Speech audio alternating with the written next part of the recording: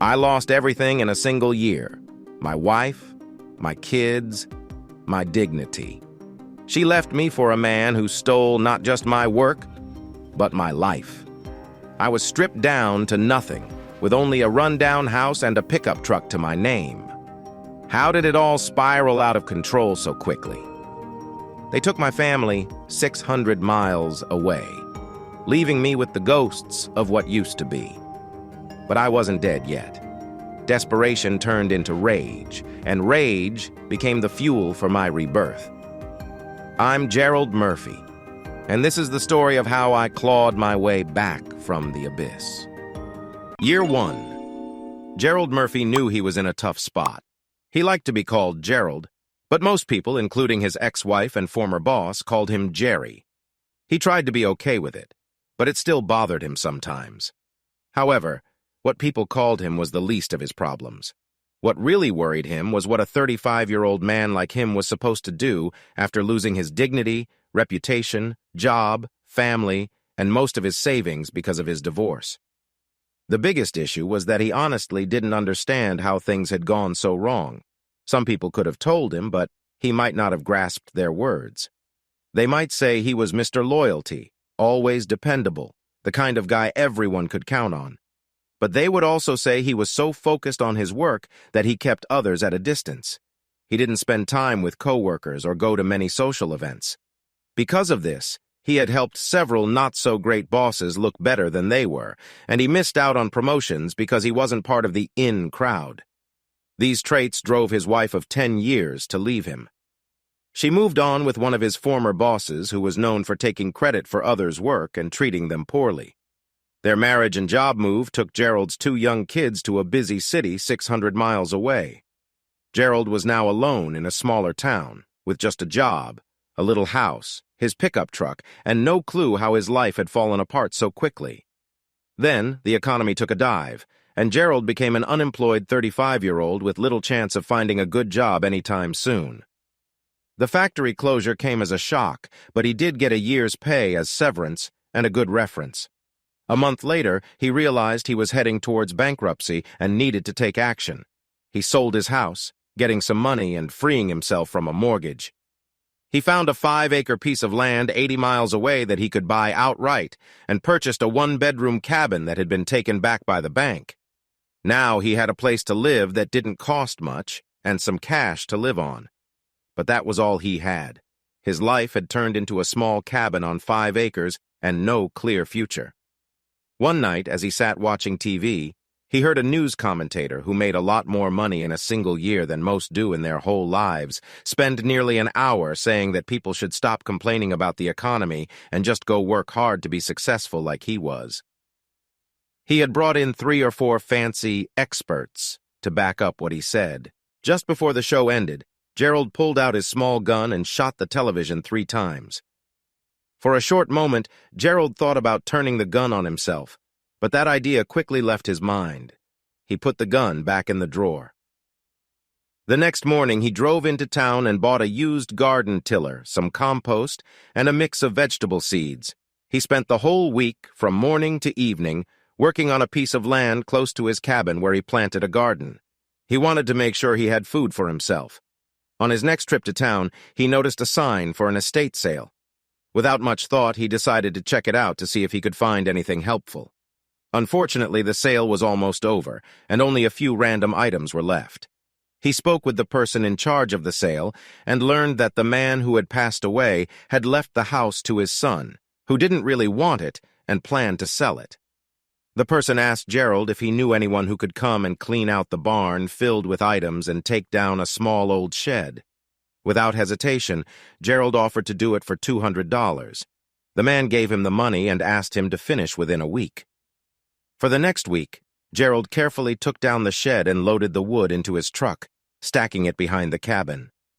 When he started on the barn, he was surprised by what he found among the clutter. It was clear that the seller hadn't bothered to sort through the messy pile. He had just told Gerald to clear it all out. After hauling the junk to the dump and making 3 trips to recycle broken metal, which earned him another $150, Gerald looked at the other things he had found. Besides the wood from the shed, He had saved 30 metal fence poles, a long roll of fencing, several old but useful garden tools, and his best find, a small trailer hidden under everything else. The tires were broken, but he managed to bring it home. Everything needed some cleaning and fixing, but now he had some materials to work with.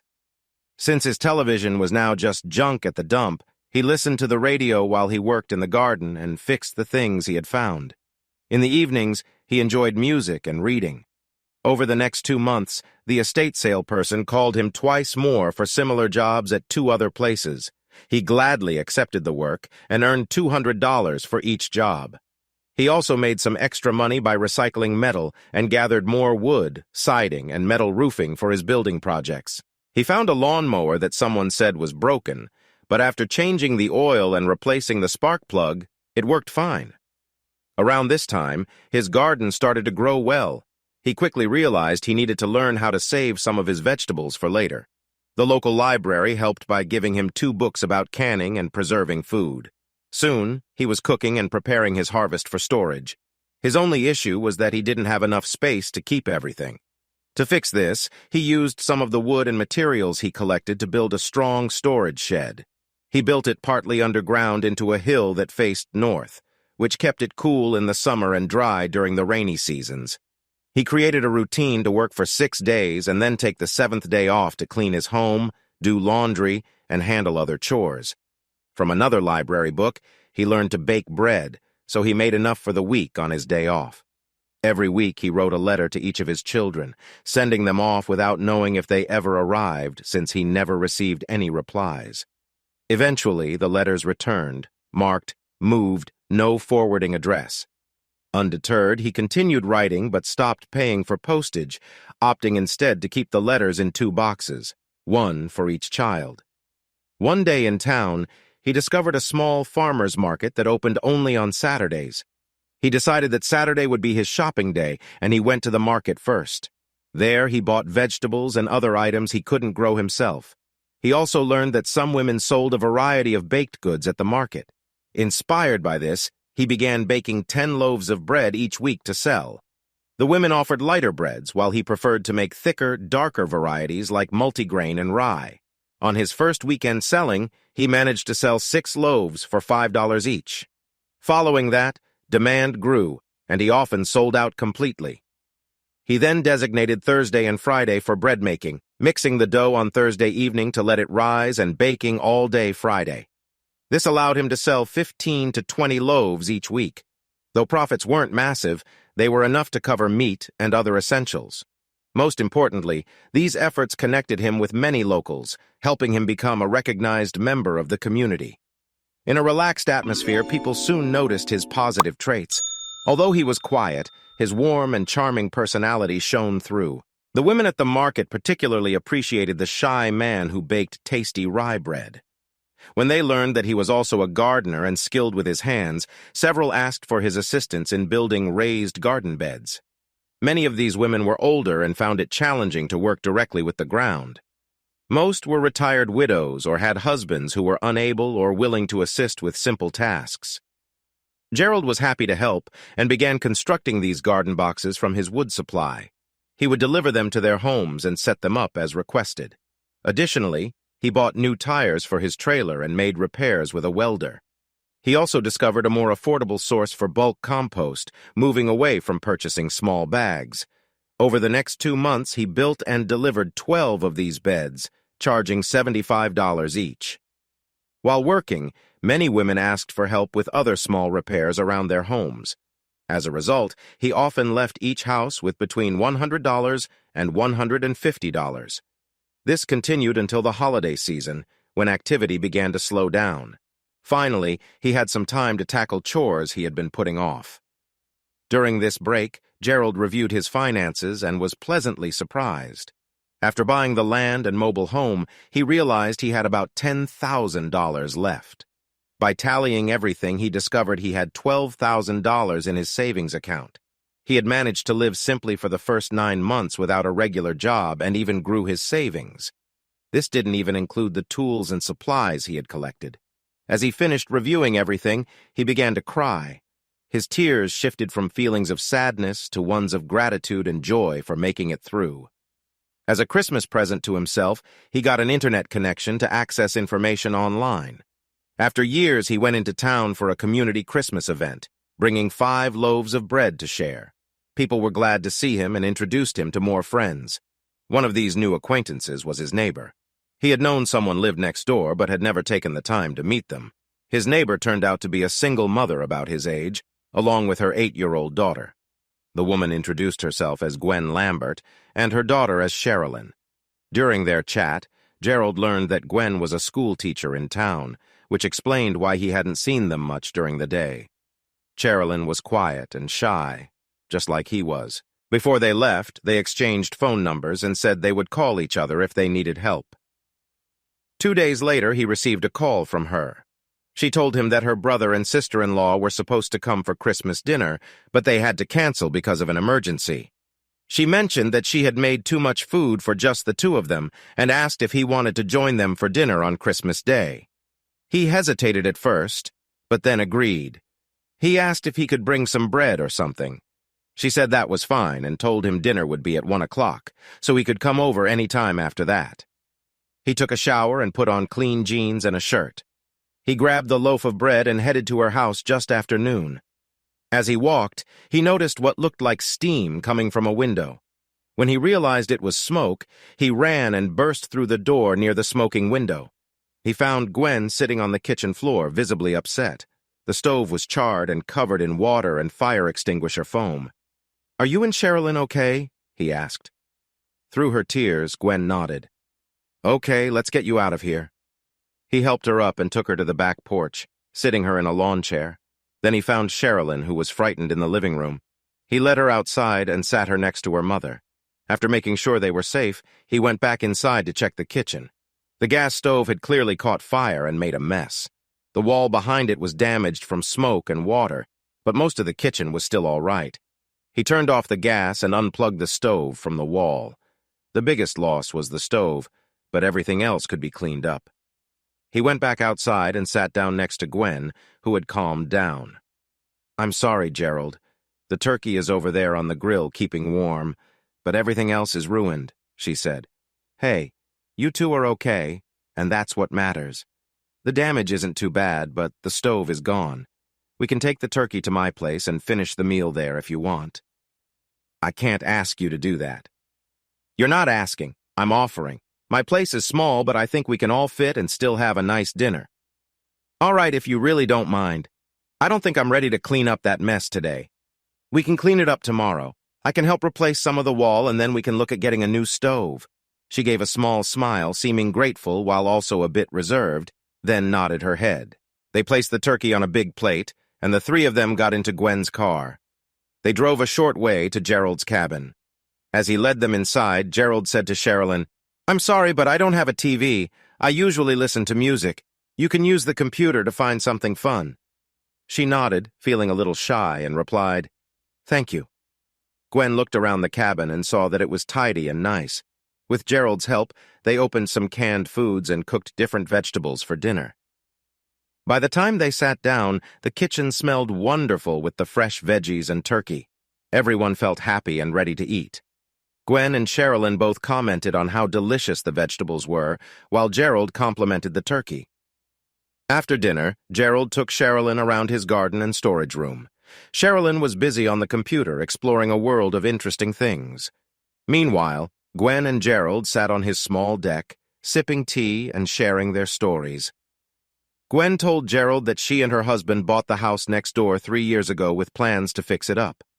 But then, her husband lost his job because of the economy. He found another job far away, but it paid less. Gwen stayed at home with Sherilyn since she had her own job. Things seemed better until her husband stopped calling. When she found out what happened, her life turned upside down again. He had lost that job too, started drinking, and ended up in a difficult situation. He hurt someone who then retaliated. He survived, but had been in jail for 4 months. A lawyer told Gwen he might have to go to prison for a couple of years. Because of this, Gwen had to cut back on many things, including homeowners insurance for their house. She worried about how she would replace the stove. Gerald listened carefully, nodding. He said he understood her situation and would look around to see if he could find a stove for her. She thanked him for his help and asked about his story. He shared what he could, explaining his life as best as he could. When they left, Gerald asked them to come back for breakfast in the morning before he and Gwen started cleaning up. Gwen agreed, but said she would bring sausage and eggs. Gerald happily accepted, and they made plans. They arrived just before 8 a.m. Gerald made fresh biscuits and sausage gravy while Gwen cooked the sausage and scrambled eggs. They worked well together in the small kitchen, and breakfast turned out great for everyone. Gerald gave Gwen some bell peppers and onions to mix with the eggs. Both Gwen and Sherilyn enjoyed the biscuits and gravy, something they had never tried before. After 9 o'clock, they went to Gwen's house to start cleaning up. The first thing Gerald did was take the old stove outside and put it in the back of his truck. He planned to take it to the metal recycling center the next day. He thought he would get about $20 for it because it was old and heavy. Then, he and Gwen cleaned the floor and cabinets. After she made sandwiches for lunch, Gerald began taking down the old wall board. He found some of the wooden beams inside the wall were damaged and needed to be replaced, along with some insulation. The next morning, after stopping at the recycling center, he went to the building supply store and bought what he needed. By the time he stopped for the day, he had fixed the beams and put in new insulation. He planned to put up the wallboard the next morning. Gwen and Sherilyn came to his house for breakfast and dinner each day, and they had lunch at Gwen's house while they worked. After the wallboard was up, he told Gwen he needed to run an errand but would be back in time for dinner. She smiled and said she would take care of dinner. Gerald then drove 50 miles to a thrift store he had heard about and found a gas stove that was only 3 years old. The old owners had donated it because it didn't match their new kitchen colors. Gerald bought it for $100 and covered it with a tarp from the light rain that had started. When he got home, Gwen was already in the kitchen making a roast with potatoes and other vegetables. The three of them enjoyed another great meal, made even better when Gerald put a loaf of bread in the oven. The warm bread and delicious smell made everything feel just right. The next morning, he backed his truck to their door before they had come down for breakfast. After knocking and being greeted by Gwen in her robe, he unloaded the stove and installed it in less than an hour. Gwen was amazed that he found one and set it up so easily. That morning they cooked breakfast on the new stove, and Gwen was thrilled with its features. She expressed her gratitude when Gerald turned it on, and it lit up perfectly. Finally, she asked him how much she owed him for the stove, shocked to learn it was only $100. She had thought it would cost around $300 for a stove in worse shape. He asked her to pay him back $20 a month, which she really liked and agreed to. After breakfast, Gwen mentioned that she had been invited to a New Year's party at a friend's house. However, she couldn't find someone to take care of Sherilyn. Gerald offered to stay with Sherilyn while she went to the party. Once she was sure he genuinely wanted to do it, she agreed. They checked with Sherilyn and decided they would stay at Gerald's cabin so Sherilyn could use the computer. Gwen had a computer too, but she had to stop using the internet to save money. Gwen dropped Sherilyn off at 7 o'clock and went to the party. Sherilyn was excited when Gerald said they would make homemade pizzas for dinner. They worked together and she made her pizza just the way she liked. While they ate, Gerald chatted with her about school and what was happening in her life. She shared that she missed her dad, but knew he wouldn't be home for a long time. Gerald felt a little sad thinking about his own kids, whom he also wouldn't see for a while. After dinner, they played some games, and then he showed her how to play some games on the computer. She started trying them out while he settled down to read. A little before 11 o'clock, he heard a car pull up, which was quite unusual. When he opened the door, he saw Gwen get out with a bottle of sparkling juice. She smiled and said she had fun at the party, but decided to come spend New Year's with them instead of waiting another hour with her friends. They opened the juice and toasted to each other. Sherilyn got a glass of grape juice and joined in. When midnight came, they shared warm embraces all around. Gwen and Sherilyn left soon after since Sherilyn was getting tired. Year 2 Gerald spent New Year's Day building an outdoor brick oven from a design he found online. He thought the wood heat would make his breads taste better. On Saturday, he went to the farmer's market and sold all 20 loaves he had baked. The market was only open on the first Saturday of every month during winter and would start again every weekend in April. That night, Gwen called and invited him over for dinner on Sunday. She planned to make enchiladas and tacos. With school starting again on Monday, she felt this would be a nice way to wrap up the holiday season. Gerald agreed, and they had a great dinner on Sunday night. On Monday, a cold front came in, dropping the temperature to around freezing. He had been telling people he had a lot of seasoned firewood if anyone needed some. His phone started ringing Monday morning, and he spent most of the week delivering loads of wood. Overall, he made nearly $1,000 that week, which made him feel happy since his bread sales had dropped with fewer customers at the farmer's market. He hadn't gotten any calls for raised bed gardens in over a month. Hoping for more work, he built a dozen garden frames that would be ready for spring. The cold weather stopped him from finishing his oven, but he used his time to look for new bread recipes. With school starting again on Monday, he didn't see much of Gwen and Sherilyn throughout the week. They did talk on the phone. He invited them over for dinner on Friday, and Gwen accepted, saying she would invite him over on Sunday. This became their regular plan unless something else came up, which didn't happen very often. As January turned into February, calls for raised beds started coming in. Since he had the frames ready, he could spend less time setting up someone else's garden and still have time to plant his lettuce, potatoes, and onions. After finishing his work, he had an idea. One afternoon, Gwen and Sherilyn came home from school to find a neat garden prepared along the fence that separated their backyards. A quick phone call confirmed that he had tilled the garden and added compost, making it ready for planting. The next day, Sherilyn didn't have school because it was a teacher workday, so they decided that she would help him plant their garden. Gwen had mentioned that she wanted a garden but didn't have the time or tools to set one up, although she thought she could take care of it if she had one. Now, she had her garden. A month later, when spring break came, Gwen told him they would be away for several days. Her husband had a trial, and she felt they should be there for him. Gerald understood and wished them safe travels, saying he would take care of their place. After they left, Gerald felt lonely for a bit until his phone rang again. Soon he was busy with calls until they returned the following weekend. On Thursday night, Gwen called, and he could tell she was trying hard to sound cheerful. She said they would be home on Friday night but might arrive late. He told her to just come to his place, and he would have dinner ready when they got there. She thanked him for his kindness and promised that she would treat him to a meal on Sunday. They arrived at Gerald's house at 7 o'clock. He had prepared the ingredients for pizza, so all they had to do was add their favorite toppings and put them in the oven. He noticed the stress on Gwen's face, and Sherilyn, who normally spoke a lot, was unusually quiet. He guessed that their trip had been tough and not very rewarding. So he decided not to ask questions and focused on making dinner. As a result, the meal was calm, but by the time they left for home, he could see some of the stress had eased. As she left, Gwen softly told him she would share more on Sunday.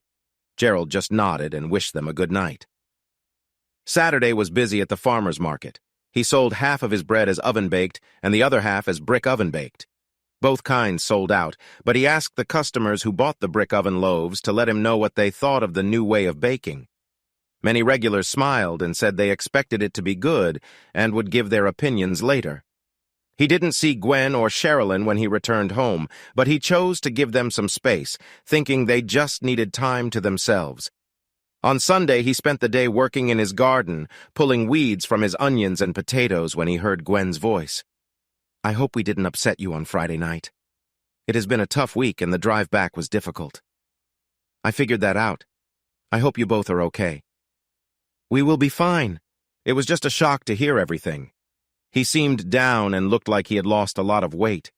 He was happy to see Sherry but felt shy and embarrassed around her. The trial didn't take long. It ended before noon, and the jury found him guilty before 2 o'clock. The next day, the judge gave him a 5-year sentence.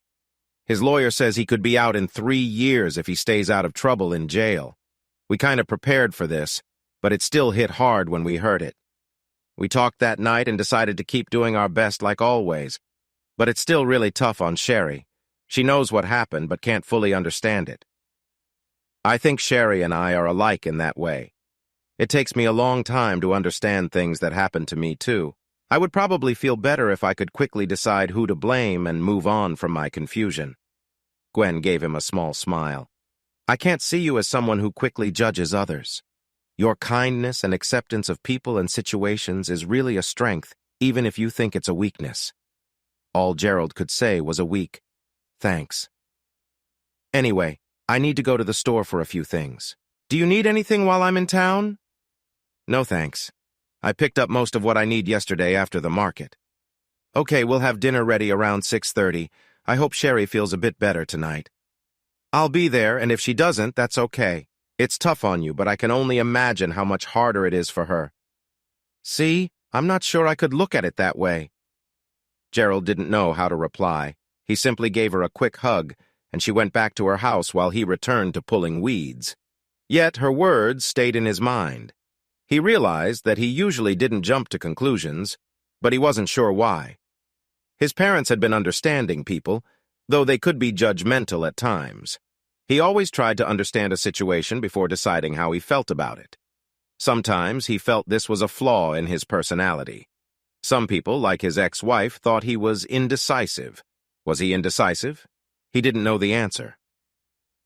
That night, they had a nice dinner. Sherilyn seemed a bit brighter than she had on Friday, but she was still quiet. He spoke to her, and she responded, but there wasn't much energy in her words. He hoped that going back to school and being with her friends would make her feel better. Gwen asked if Sherry could stay with him for a bit on Thursday because she had a training class that would take several hours. Gerald agreed right away. He liked the gentle girl and thought she liked him too. At the start of the week, he was busy cleaning out a barn before the property was sold. While working on this project, he found some tools and discovered an old tractor. It didn't look worn out like many old tractors. He asked the owner about it and learned that it had been there since he bought the place. The owner had wanted to fix it up but never had the time. When they finished speaking, the seller offered Gerald the tractor instead of payment for his work. He happily accepted, but needed to rent a trailer to take it home. While loading, he found a box of parts that had never been used. In the end, he had a tractor and more wood and building materials to add to his collection. As he was unloading the wood, he realized that leaving it outside was making it worse. Plus, the tractor really needed a roof over it. He looked online and found different designs for building barns. One design caught his attention, so he printed it out. He spent most of Wednesday night adjusting the drawing to fit what he needed and then planned a layout that would work for him. On Thursday, he marked the area where he wanted to build. By the afternoon, he had dug a hole for the first post. He paused when he heard the school bus drop off Sherilyn. She walked down the driveway with her backpack.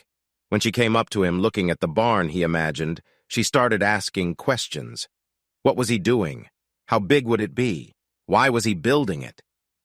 He took her around the area and explained his plans for each part. His answers made her nod, but they also led to more questions. They talked for about 30 minutes before he suggested they go inside to prepare the dough for his Saturday bread. Instead of just helping him with the dough, she asked him many questions about the different ingredients. He noticed that many times these questions ended with why. Why did he need to use yeast? Why did he add sugar to the yeast? Why did he need baking powder and baking soda? Why did he add seeds? He had answers for many of these questions but struggled to respond to some others. He made hamburgers for dinner while they waited for Gwen to come over. Sherilyn opened her homework and started working on it. While doing this, she asked questions that often began with why. When Gwen arrived, Gerald was telling her that multiplication was like adding a number many times. To show this, he had dried beans laid out on the table to count them one by one, and showing how much faster it was to count them in equal rows. Gwen seemed to understand his explanation, if not fully agree. When Gwen got there, he stopped and put the burgers on the grill, which was hot and ready. Sherilyn kept working on her homework while Gwen helped him chop lettuce, tomatoes, and onions. After they finished eating and the two girls were getting ready to leave, Gerald called Sherilyn over to his shelf and showed her how the bread dough had doubled in size. He was ready with the answer to her why question when she asked it. She smiled for the first time since she got home and said a simple, "Thanks, Gerald," before giving him a friendly hug.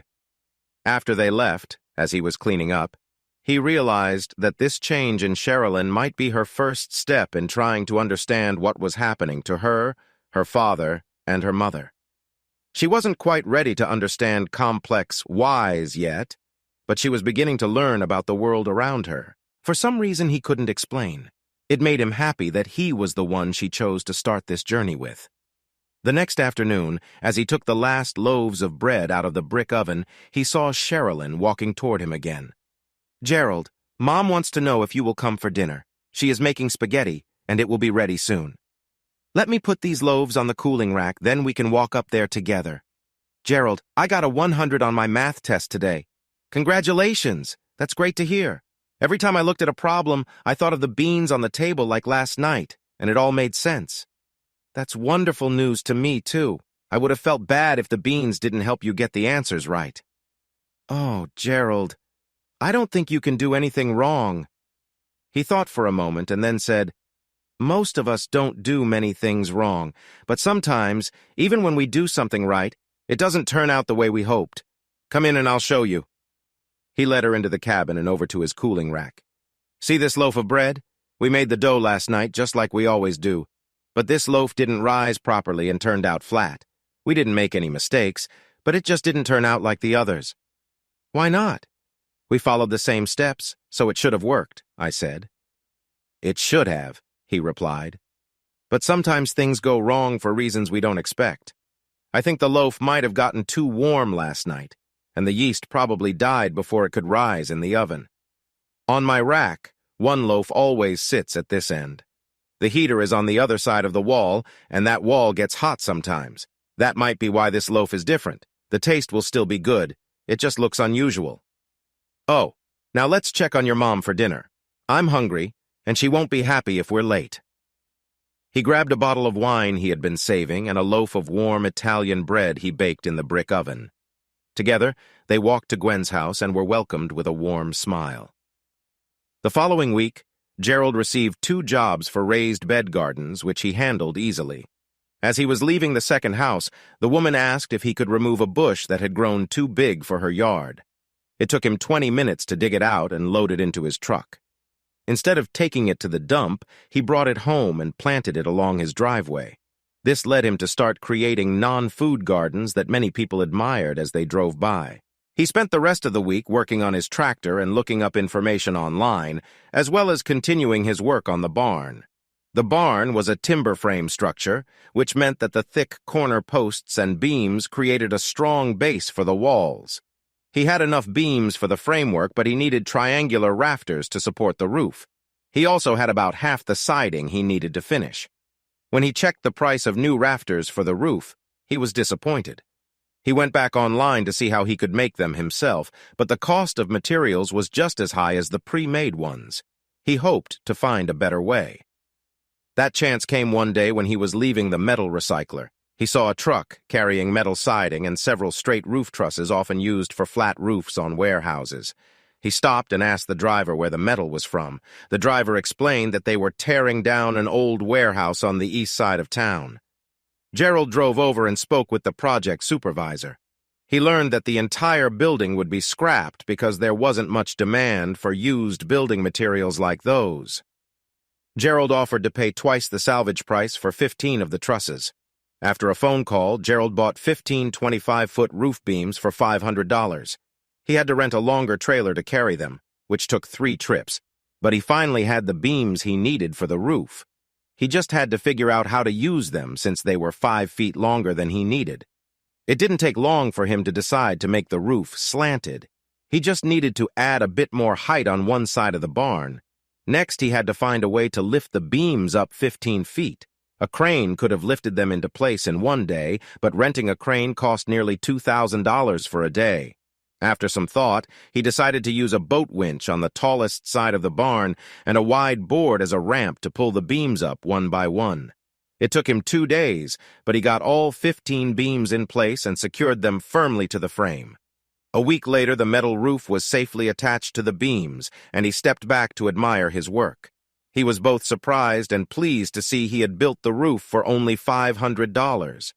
When he showed Gwen and Sherilyn what he accomplished, they both praised him, and Gwen noted how the slope of the roof matched the hill around it perfectly. Gerald hadn't even noticed that until she said something. During this time, a few things changed. The most important was that Sherilyn started coming over to ask him about subjects she was learning at school. Almost every Friday, she proudly told him she had scored 100 on her tests. Overall, her grades were good, but she seemed especially happy about the perfect scores. Another change was that Gerald found himself worrying less about the future. He accepted that he could solve almost every problem he faced. In April, Gwen came to talk to him. "Gerald, they are moving Jim to a prison about 50 miles away. I can visit him once a month, but I'm not sure how Sherilyn will feel about visiting him every month. I wondered if she could stay with you every other month. That way I can take her in the months in between." "Gwen, you know I don't mind looking after Sherilyn. Just let me know when you need me and I'll make it work." "Thank you. I really appreciate it, and she seems to enjoy spending time with you. I guess you've noticed she's become quite the curious one. She asks me questions about everything." "No, I hadn't noticed. We've talked like we always did. Sometimes she would ask her dad questions, but not very often. Well, for some reason, she has been asking me about the barn, baking bread, and so many other things. Honestly, I like it as long as I know the answers." He grinned a little shyly. "Thank you for helping her. I know this has been tough for her. I was worried at first, but her teachers said she was doing well. They mentioned she has been improving a bit lately. That's good. I will help her whenever she needs me," he replied. Gwen looked at him closely for a moment and then said, "You are really special. I don't think you see that." Gerald didn't know how to answer. He felt a bit shy. That Saturday, Sherilyn went to the farmer's market with Gerald, while Gwen visited the prison. Sherilyn walked around for a bit and then returned to Gerald's table. He had sold about half of his bread. When a school friend came by with her parents, Sherilyn happily told her friend that she helped Gerald make the bread. Her friend thought that was great. Sherilyn explained how the yeast works and how it helps the bread rise. Everyone listened carefully and asked Gerald some questions about his recipe. They ended up buying 2 loaves of his bread. After they sold everything and packed up Gerald's truck, he took Sherilyn to a local restaurant where she ordered a hot dog and he chose a hamburger. When their food arrived, Sherilyn took the bun off her hot dog and ate it with a fork along with the toppings. "Why aren't you eating the bun, Cherie?" Gerald asked. "Since I started eating your bread, the bun just doesn't taste good anymore. Why don't you make hot dog and hamburger buns? They are just bread, right?" Sherilyn replied. Gerald stared at her, his mind racing with thoughts. Then he smiled and said, "Thank you." "For what?" "I didn't say anything important," Sherilyn responded. "You might be surprised by how meaningful what you said is. Gerald, we are starting to learn division in school and everyone says it's tough. Can you help me?" "Sure, let's go home and work with some beans." Division can be tricky at first, but once you get it like you did with multiplication, it becomes easy. They drove home, and when Gwen arrived, she saw them at the table with a bunch of beans. She laughed at the sight. She had picked up ingredients for a chicken Caesar salad and invited Gerald to join them for dinner. By then, Sherilyn was starting to understand how to divide the beans into different piles. Gerald accepted the dinner invitation but took out some frozen bread dough to let it thaw before leaving. After getting home, he spent the evening trying out different shapes with the dough and left them to rise. On Sunday morning, he heated his brick oven, and when it was ready, he baked 12 buns. Since these were smaller than a loaf of bread, he had to stay nearby to make sure they didn't bake too long. When he took them out, he was pleased to see that some of the buns looked great, while a few ended up looking like small loaves of bread. At noon, he called Gwen and invited them over for burgers and hot dogs for dinner. Gwen said yes, but she would bring some potato salad. When they got there, they saw Gerald by his grill, lost in thought. "What are you thinking about, Gerald?" Sherilyn asked. "I think I will change the hamburgers a bit before I cook them," he replied. "Why?" she asked. "Because you told me a lot of things yesterday." "No, I didn't. You told me a lot of things," she corrected him. He smiled and said, "You might be surprised, little one." Gwen looked confused by their talk. She went inside and put the potato salad in the fridge after Gerald took the platter with the burgers and hot dogs outside. He gently changed their shape, and soon they were sizzling on the grill. Gwen set the table and poured tea for everyone. Sherilyn helped her mother. When Gerald brought in the steaming platter, both girls looked at it with raised eyebrows. Their surprise quickly turned to delight when he placed the plate of buns on the table. The buns were oval-shaped, longer than a regular hamburger bun, but wider than a hot dog bun. The burgers were also oval. Sherilyn squealed happily as she piled a bun with a hot dog, lots of relish and other toppings. Gwen took a bun, added an oval burger, and topped it with lettuce, tomatoes, onions, and ketchup. She was amazed that the bun held everything without spilling. It was easy to hold and didn't fall apart like many store-bought buns. The burger tasted just right, although the bun was a bit sweeter and had a different texture. They enjoyed their meal, laughing at the funny shapes of the burgers and buns. "Okay, Mr. Chef, can you explain this?" "They're really good," Gwen asked. Gerald said, "It's all Sherilyn's fault." "Me? I didn't do anything," she replied. "Yes, you did. You said yesterday that a hot dog bun didn't taste good anymore and that I should make buns like my bread. Well, that's what you just ate. Last night I tried different ways to make the buns and let them rise. This morning I baked them. I liked these buns the best, but a round hamburger wouldn't stay in them very well, so I made them the same shape as the bun. So, it's all your fault. I'm going to call them Sherry buns." Sherilyn squealed with joy. Gwen looked at her daughter and Gerald, smiling widely. "By the way, Sherry, what did I do after I baked the buns?" Gerald asked. She thought for a moment before she carefully said, "Well, you let them cool, and then you cut them in half. I don't know what you mean." "Yes, you do. You just said it." She looked puzzled. "What did I say?" "I cut the bun in half. What's another way to say that?" She thought and then replied, "You divided the bun into 2 parts." "Exactly. You do division every day and never think about it." Her eyes lit up and she said, "I guess I do, don't I?" "Hey, that's pretty neat. Division isn't as tough as they said it would be." "Exactly. I told you it's easy once you get it. You really seem to understand now." Sherilyn smiled proudly.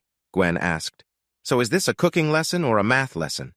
Gerald answered, "Both, I guess." Then Gwen said, "I was thinking, these buns could be like the ones you made, but they could also be dinner rolls or sandwich rolls or lots of other kinds. You should try selling some at the market and see what people think.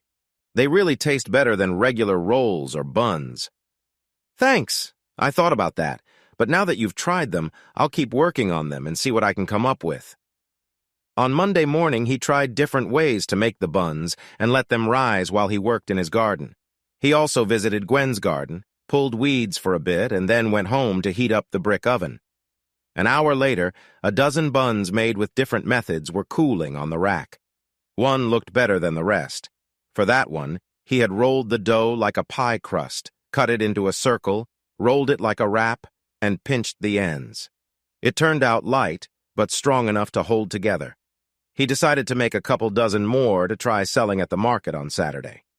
After that, he sat down to work on his tax return. He quickly got lost in all the details and thought he might owe over $5,000, which made him worry about money. So he called one of his bread customers and set up a meeting to go over everything. When he left his meeting, he felt a huge weight lifted off his shoulders. He owed nothing. He hadn't counted his expenses right. The accountant also suggested he build a separate kitchen for baking and set up a sales tax exemption to buy materials at lower prices. He even gave him a spreadsheet program to track his baking, recycling work, and farming. He never realized that he was really running 3 different businesses.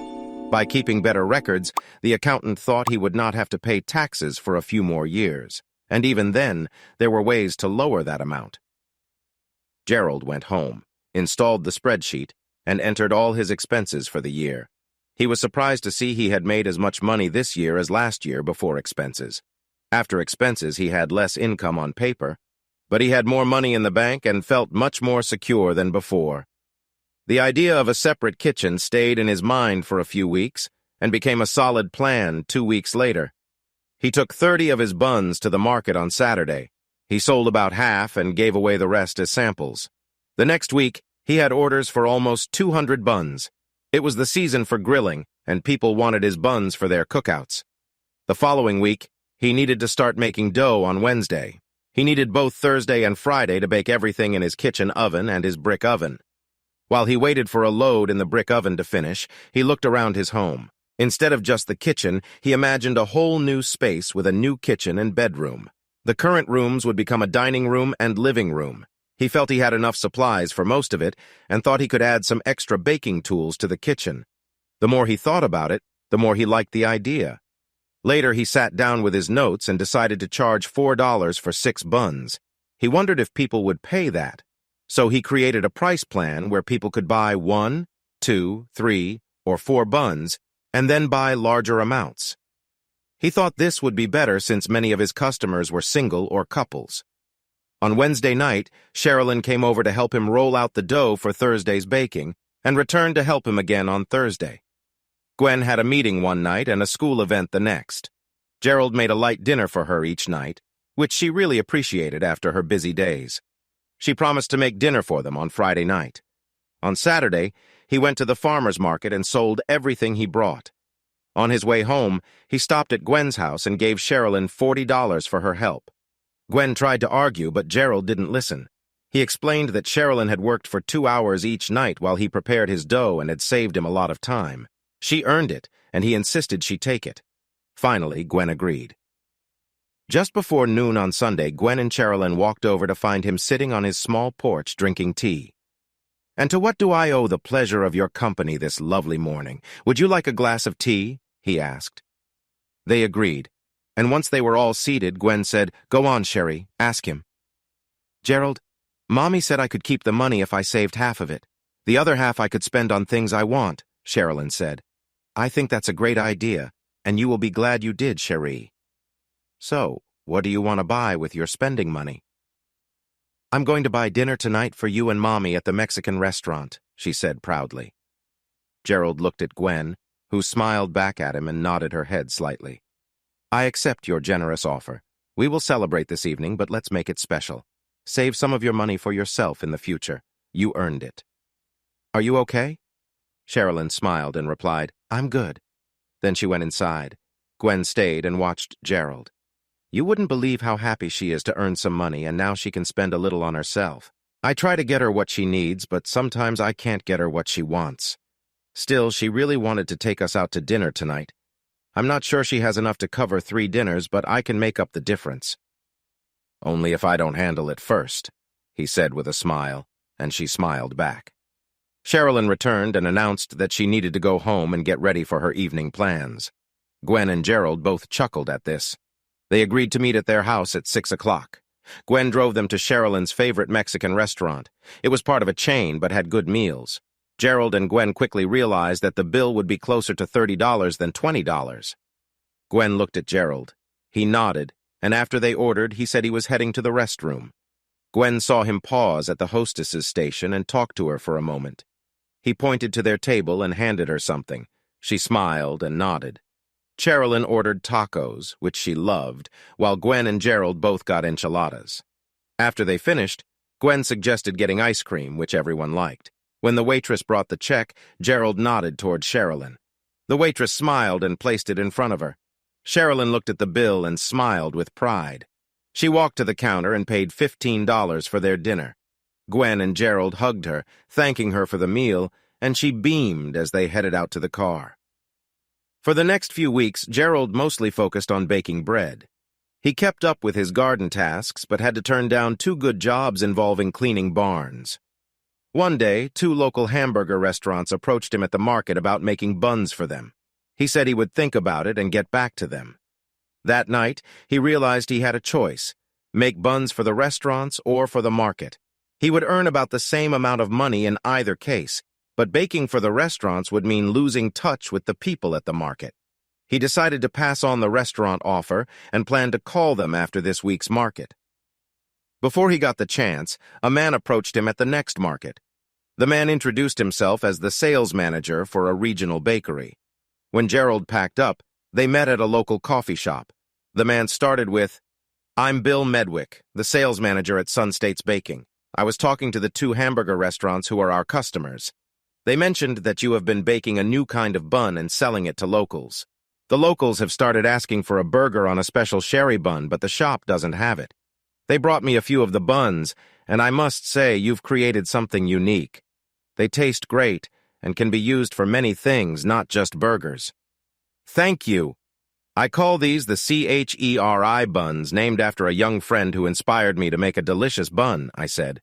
That's wonderful. We want to talk to you about buying the rights to your bun so we can make and sell it in our area. Are you interested? Gerald felt like saying yes right away, but he had just taken a sip of coffee and couldn't speak. Once he could talk again, he said, I might be. What do you have in mind?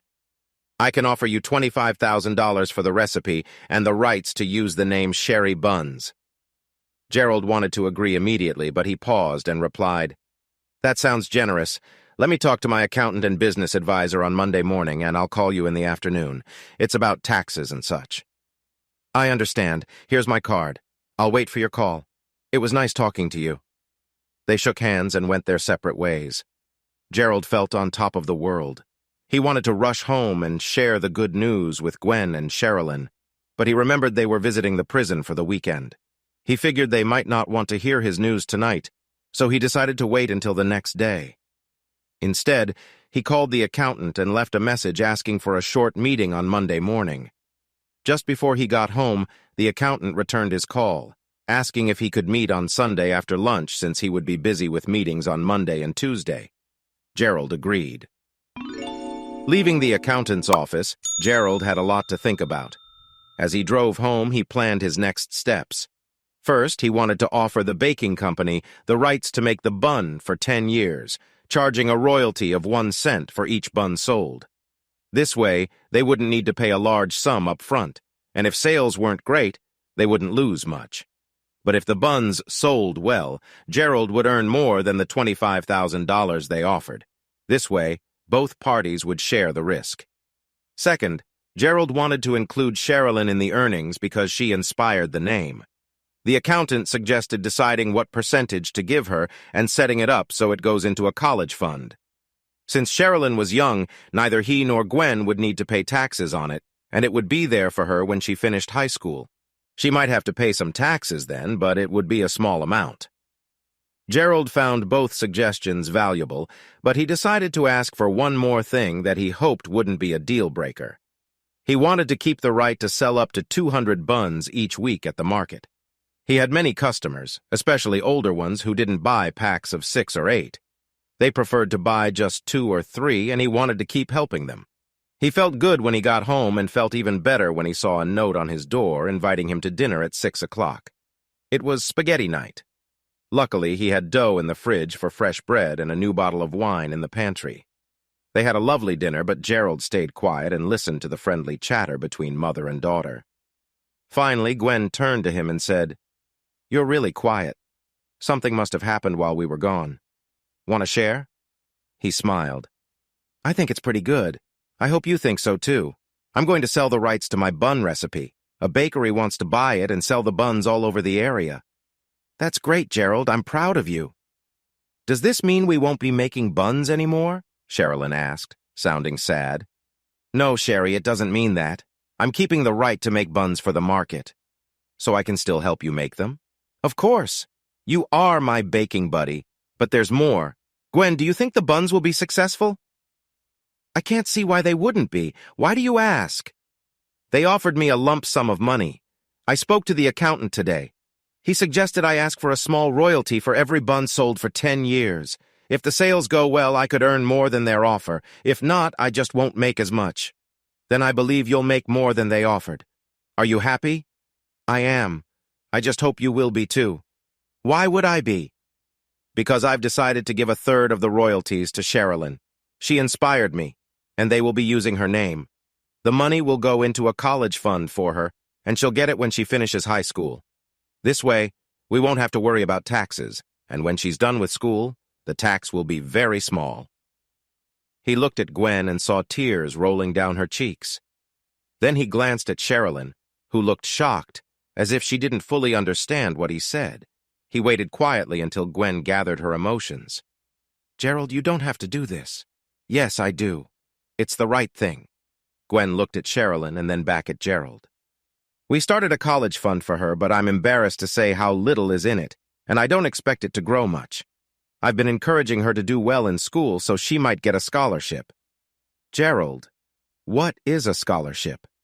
It's something a student gets when they show they're good at school, then it helps pay for college. Don't worry, Mom, I will get a scholarship. I know you will, honey. Just do your best. Gwen wiped the tears from her eyes and turned to Gerald. Thank you, Gerald. You can't imagine how I feel right now. I think I can guess, and I feel the same way. On Monday, Gerald called Bill Medwick at 9 o'clock in the morning. Medwick was surprised to hear from him so early, but felt happy when Gerald mentioned he had a different offer. The sales manager was even happier when he heard what the offer included. After Gerald finished, Medwick said he would call back within an hour. Just as Gerald expected, Medwick called back quickly and accepted his offer. He mentioned that the papers would be ready by the end of the week. They planned to meet and sign the papers, and Gerald could share his recipe then. Gerald invited him to come on Thursday because he would be making dough and buns for the Saturday market. Medwick said he would try to come and would let Gerald know. After hanging up, Gerald went out to install 4 gardens. He was gone for most of the day, but he felt good about how things were going when he got home. Gwen had decided to teach summer school to earn some extra money. Gerald made sure Sherilyn would stay with him while Gwen worked. Gwen didn't argue, especially when Sherilyn looked at her and said, "Please." Sherilyn arrived in the morning after breakfast. Gerald changed his schedule to do gardening and dough making in the mornings. Gwen got home around 2 o'clock. If he had any cleaning to do, he tried to fit it in during the afternoon. As they worked and spent time together, Gerald talked to Sherilyn about many topics. She asked a lot of questions. By the end of the summer, she had learned about plants, chemistry, biology, math, reading, and writing. Each day, Gerald asked her to write about what they did. By the time summer school finished, Sherilyn was writing detailed and bright descriptions of her days. Gerald also paid her for helping with the gardens and the bread. When summer school ended, Gwen and Sherilyn went to visit Gwen's parents for a week. That week felt very long for Gerald, even though he stayed busy. He made a special dinner for them when they returned, feeling like life was back to normal. As work slowed down in the fall, Gerald started to build an addition onto the house. He got the frame, outside, and roof finished before the fall rains began. He was surprised at how quickly he finished the inside, partly because the new kitchen was next to the old one, and he could use the existing plumbing easily. They celebrated Thanksgiving at Gwen's house, but Gerald insisted on having Christmas dinner in his newly remodeled dining room. Gerald bought Gwen and Sherilyn nice Christmas gifts, and in return, they each gave him a present. At Christmas dinner, he happily handed Sherilyn her first money check from their bakery. They had started selling special buns in October, and the first check was for $750. He gave Sherilyn a share of $250. Both Sherilyn and Gwen were thrilled and couldn't wait for the bank to open the next day to put the money in Sherilyn's college account. During the week between Christmas and New Year's, Gerald worked hard to finish a new room in his house. They had a special housewarming party on New Year's Eve, and they lit the first fire in his stone fireplace. Years 2 and 3, the second year, flew by quickly. Gerald planted seeds early for their gardens. To make sure nothing went to waste, he used all the seeds in a packet and ended up with twice as many plants as he needed. He took care of them and brought them to the market on March 1st. Every plant sold fast. The next week, he planted packets of tomatoes and peppers. In total, he had over 500 plants of different kinds. He sold half of them in April for 50 cents each and the rest in May, when they grew bigger for $1 each. After that, he looked at plans for a greenhouse. He wanted to plant seeds in winter and sell them in spring. He noticed which types of plants the garden centers sold, and he added some of those to his list, along with some others that were known to taste great in his area. As spring turned to summer, he collected used windows to build the greenhouse he wanted. Sherilyn kept coming over to help him with baking bread. They created a system that let them make more loaves in the same time. He kept his buns to about 200, but made more regular loaves. On April 1st, he received their second royalty check. This time, he put $3,000 in his bank account and $1,500 in Sherilyn's account. Gwen was amazed by the success of the buns.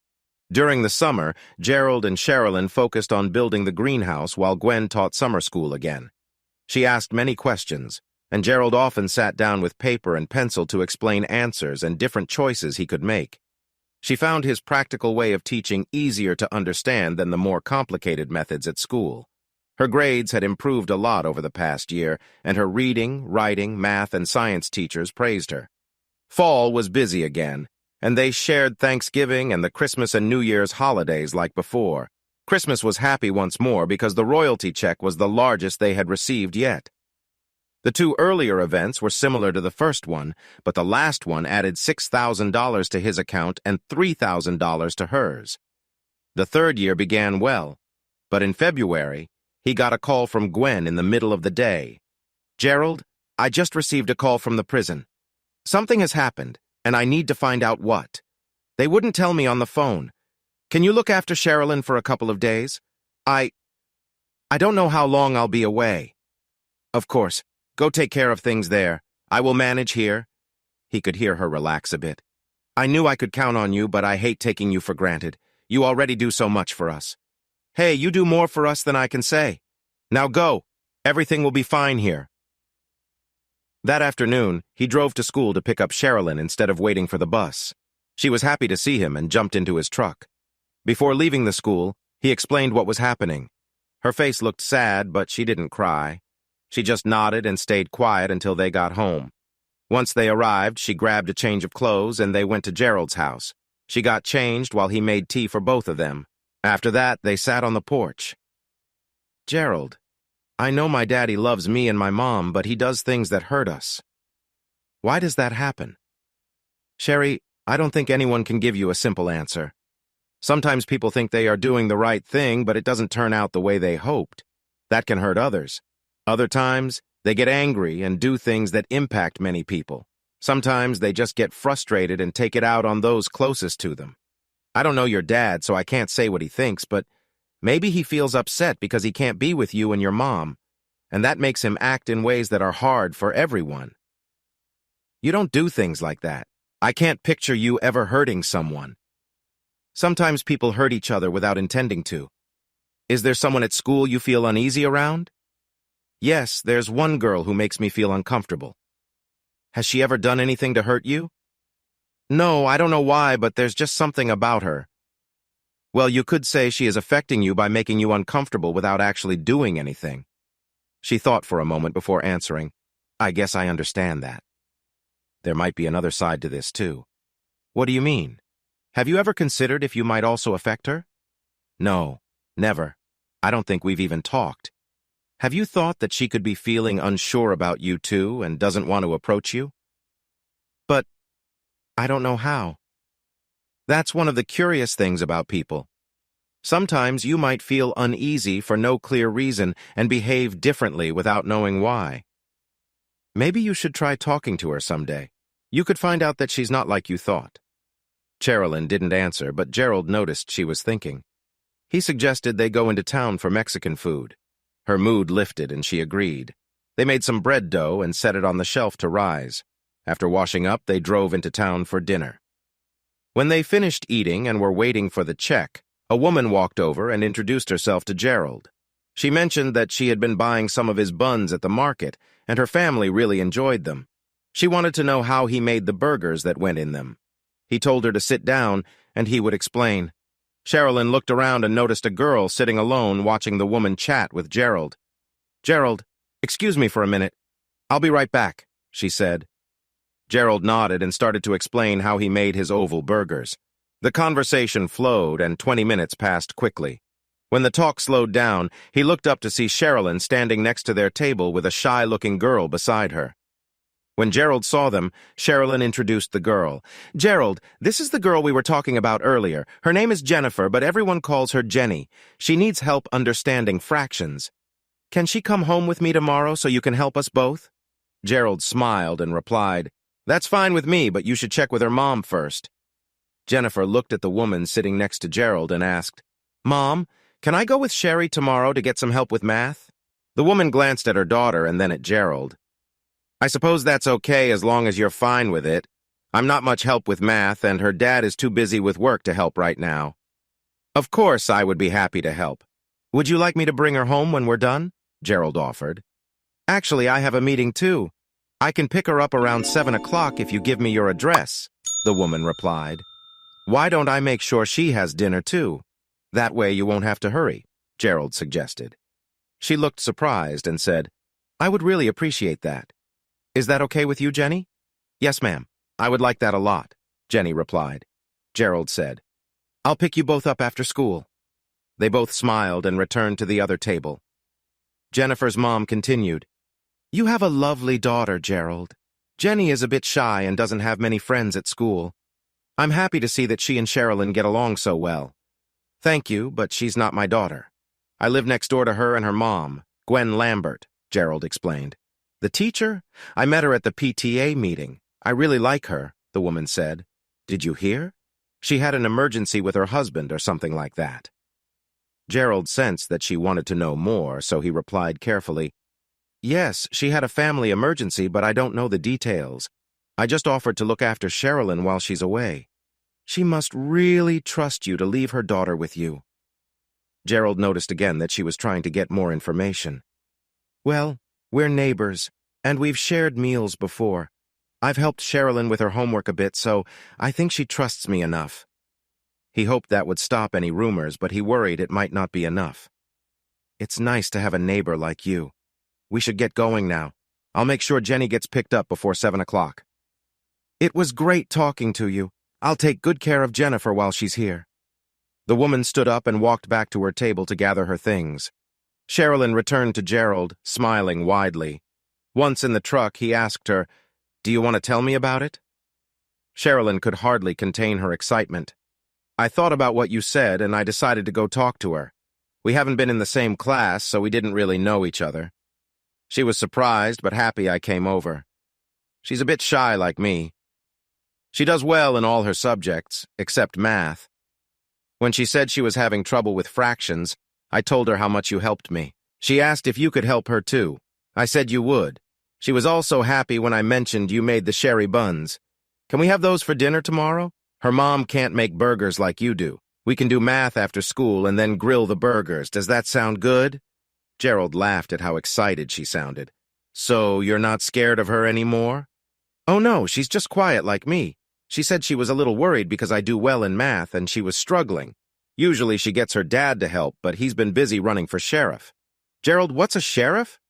Gerald explained that a sheriff is an elected leader, sort of like the head of the police for the whole county, not just the city. She understood, and they drove home quietly. After finishing her homework, she got ready for bed, but Gerald could tell she was excited about making a new friend and couldn't wait for the next day. The next day, Gerald baked a fresh batch of sherry buns and picked up the girls from school on time. They chatted nonstop in the truck from the time they left school until he parked in front of their house.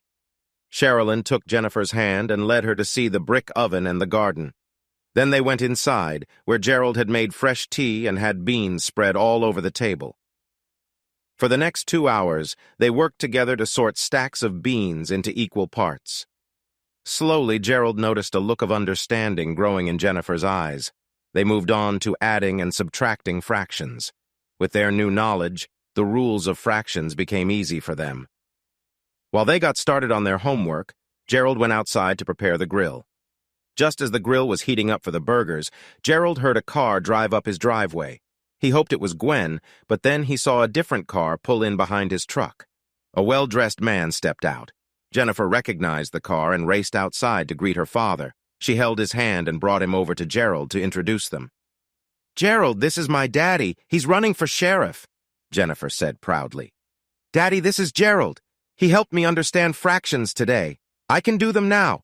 And this is Sherilyn from next door. She is my new friend." Her excitement was clear.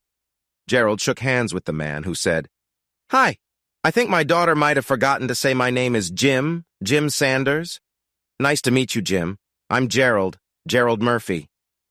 "Oh, you're the one I've heard about. You do gardens and make bread, right?" "Yes, that's me. I hope what you heard was good." "Well, if it were any better, someone would want to give you an award. I was about to cook some burgers on the grill. Would you like to join us?" "I'd love to if it's no trouble. I haven't had anything since breakfast, and I'm tired of the diner. If I win, I'll have to find better places to eat. I don't want to end up like a cartoon sheriff." "I get that. No problem at all. Sherilyn, could you get a couple more burgers from the fridge? And if you two are done with your homework, you can set the table." "We finished." They ran inside to do what he asked. "So, Jim, I take it that your wife was concerned about you checking in on a single guy with your daughter?" Jim smiled and replied, "You've got it right." She was happy that Jenny found a friend, but when she heard that Sherilyn was staying here while her mom was away, she had a few reservations. Pam watches a lot of crime shows, and I think she tends to be cautious. You had no trouble, I hope. None at all. I guess with so many uncertainties out there, it's good to be careful. We worked on fractions, and they did their homework just fine. They're both great kids. Jenny is a good girl, but a little shy. It's nice to see her so happy about you and Sherilyn. Honestly, I didn't expect running for office to take so much of my time. I miss helping Jenny with her homework. She finds math a bit challenging. I'm glad you're assisting her. No trouble at all for me. They chatted a bit longer while the burgers were cooking. Gerald invited Jim inside, and they saw the table ready with the girls talking happily at it.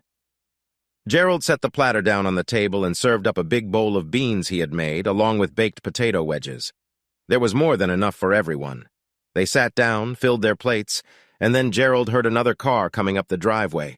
This time he recognized Gwen's car. "Sherry, I think your mom is back. Why don't you go greet her and bring her in? We have lots for her, too." Sherilyn jumped up and ran outside to meet her mom with a big hug and pulled her inside. When Gwen came in, Gerald noticed she looked a bit tired, but she smiled warmly as Sherilyn introduced her to Jennifer and her father. Jim stood and shook hands with her. Everyone was pleasantly surprised when Jennifer said, "Hello, Miss Lambert. I've missed you this year. You are the best teacher I have ever had." "Hello, Jennifer, and thank you for the kind words. You were one of my best students. How is school going for you this year?"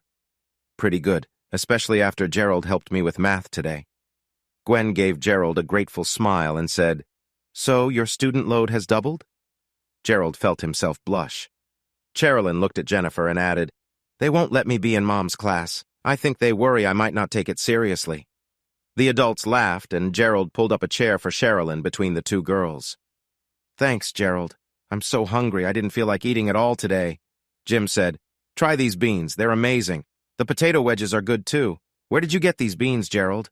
I want to find some for home. I actually made them myself. I grew these beans and have been experimenting with different spices to find the best one." "Well, I really like this recipe. If you decide to share them, I'll be sure to get some for myself." Everyone settled in to eat, and Gerald noticed that some of the tiredness faded from Gwen's face. The girls kept chatting away, and he mostly listened to their conversation, enjoying the light-hearted exchanges. It was nearly 8 o'clock when Jim's phone rang. "Oops, my better half wants to know where we are. Excuse me, hello? Yes, everything is all right. No, we're just finishing dinner. We'll be home in 30 minutes. Gwen Lambert just got back, and we were getting to know each other. Yes, Jenny seems very proud that she understands fractions now." There was a pause, and then he replied, "I'll think about it, but I'm not sure it's a good idea."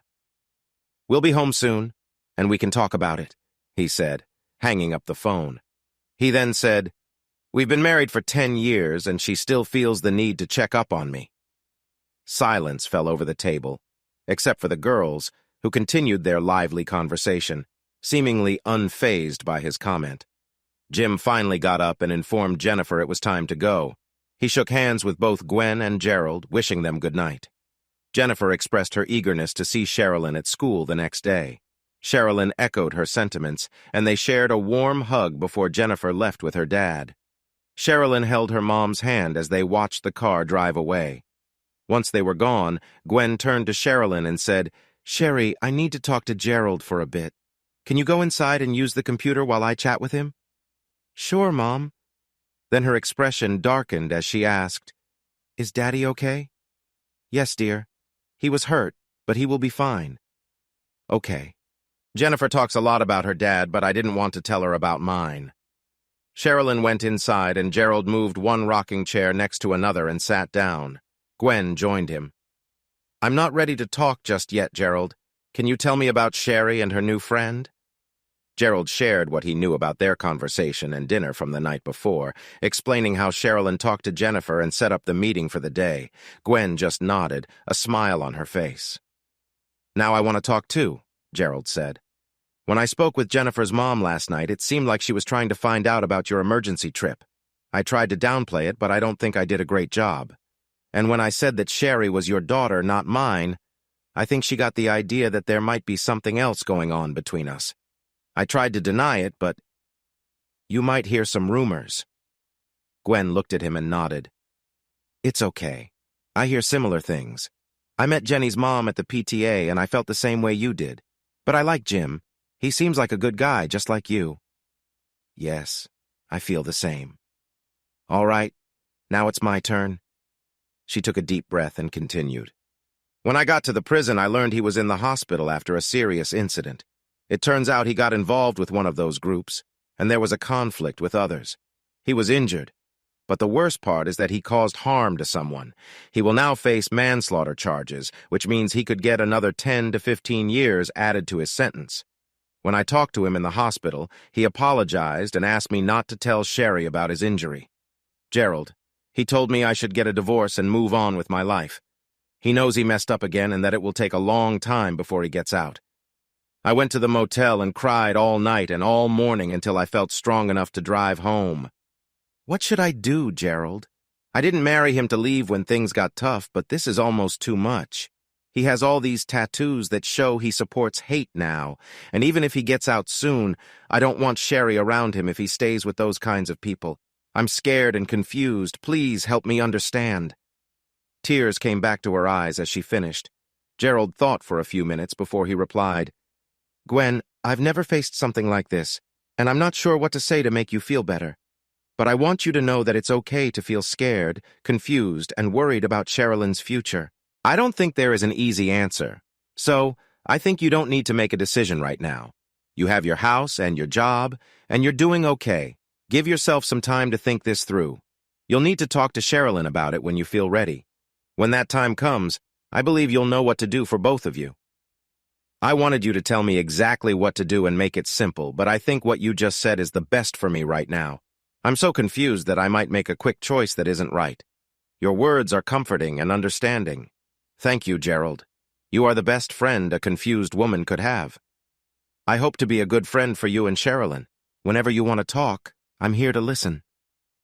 She reached out and touched his cheek gently. "I knew that, but it helps to hear you say it." Her tears had stopped, and she gave a weak smile. "Why don't you and Sherilyn go home when you're ready and enjoy a nice evening together? Tomorrow, come over here for dinner and we can share a simple, quiet time." "I think that sounds good. Give me a few minutes to pull myself together and I'll take her home." Gerald nodded and went inside, leaving her with her thoughts. Sherilyn looked up at Gerald and smiled. She seemed like she wanted to say something, but she held back. 20 minutes later, Gwen came in and went straight to the bathroom. Gerald heard water running in the sink, so he guessed she was washing her face. When she returned, she looked calmer and more relaxed. "Sherry, sweetheart, are you ready to go? We have school tomorrow and we're making dinner for Gerald tomorrow night." "Okay, Mama. Can we make enchiladas and tacos again?" "We could, or we could make homemade pizzas if you want," Gwen answered. "Let me think about it and we'll decide in the morning. Then we can surprise Gerald." "I like that idea too." Sherilyn packed her things and Gerald walked them to their car and said goodnight. When he went back inside, he suddenly wished he had a TV. His mind was racing with many thoughts, and some light entertainment would have been nice. Instead, he picked up a new book he had bought and began to read. He finally went to bed after midnight and slept until 8 o'clock the next morning. Instead of making breakfast like he usually did, he decided to go into town to eat and pick up some supplies from the hardware store. He stopped at a local cafe and ordered a simple breakfast, just like what he usually had at home. While waiting for his meal, he heard a voice from behind him. "Gerald, is that you?" He turned to see Jim Sanders sitting at a table behind him. Jim got up and came over to Gerald's table. "I want to thank you again for dinner last night and what you did for Jenny. She talked all the way home about how you helped her with the fractions using beans." "You're welcome," Gerald said. After a moment, he added, "Do you have a minute?" Jim checked his watch and said, "Sure. Let me grab another cup of coffee." He called the waitress to refill both their cups. Once they were alone, Jim asked, "What's on your mind?" Gerald took a breath and replied, "There are a couple of things I want to clear up, and it's a bit awkward. First, I think there may be rumors about Gwen and me. I want you to know we are just neighbors and friends, nothing more. I like Sherilyn, and I think she likes me too, but there's no reason for rumors. I'm not worried about myself, but I don't want either Gwen or Sherilyn to face any gossip. Gwen is married, and Sherilyn really misses her dad. I'm only a friend. Jim looked at him with respect. I understand, and I'll do my best to keep things quiet if I hear anything. There's one more thing that's not really my business, but I think you're smart enough to handle it. Gwen's husband is in prison. I won't go into details, but there may be rumors about that as well. I really hope people will judge Gwen and Sherilyn for who they are and not based on someone they don't even know. Jim paused and looked into Gerald's eyes. I appreciate your honesty. You're talking about Pam, and we had a similar chat last night after Jenny went to bed. She thinks something unusual is happening but isn't sure what it is. I reminded her that we both grew up with the expectations of our father's jobs. She understood. But then I asked her to think about what would happen if I were elected sheriff. I knew that sooner or later I would have to talk to the mother, father, or brother of one of the kids at Jenny's school. I asked Jenny if she wanted to be ignored because I had to arrest someone's family member. She hadn't thought about that, so we talked for a long time about how this affects families. I can't say what will happen, but I think Jenny learned something important. I won't stop her from hanging out with Sherilyn, and I felt a lot of respect for Gwen after meeting her last night. I doubt that will change your worries, but I believe we understand each other. Thank you, Jim. You really get what I'm worried about. You just earned my vote. We need good people like you in office. Thanks. I should get going. I have another meeting to attend. He stood up, and Gerald stood too. They shook hands. Gerald gathered his things and went home, feeling like the weight on his shoulders had lifted a bit. That night he went to Gwen's house feeling better than he had for a week. They decided to have taco pizzas, mixing Italian and Mexican food, and had a great time. When Sherilyn went to her room for a bit, Gwen looked at Gerald and nervously said, Gerald, Jenny's mom came by the school today and invited us to dinner at their house tomorrow night. I told her I would check with you first. Gerald replied, I think I will skip it. It's more important for you and Sherry to build your friendship. You both should get to know each other better. Just tell them I have an important project to finish. Gerald, did you talk to one of them? I had a quick chat with Jim this morning. He mentioned that he and his wife talked after he got home last night. Gwen looked at him and understood his thoughts. Thank you, and I see what you're saying. I just don't want you to feel excluded. I won't feel excluded. It's really important that Jennifer and Sherry strengthen their new bond and that Pam and Jim get to know you. I promise I will join next time. I'm going to hold you to that. Deal. Gwen picked up her phone and made the call. Gerald heard her tell Pam that they would be happy to join for dinner, but Gerald had some work to finish. They set a time and said goodbye. Gerald smiled at her as she ended the call. She smiled back, although a bit shyly. Even though he would have liked to know Jenny's parents better, especially Jim, he went to sleep that night feeling like he made the right choice. A week later, Gwen invited the Sanders family to her house for dinner. Gerald kept his word and happily went, bringing 2 loaves of fresh Italian bread and the specific beans Jim had asked for. As soon as he walked into the house and said hello, Jennifer and Sherilyn grabbed his hand and pulled him into the living room.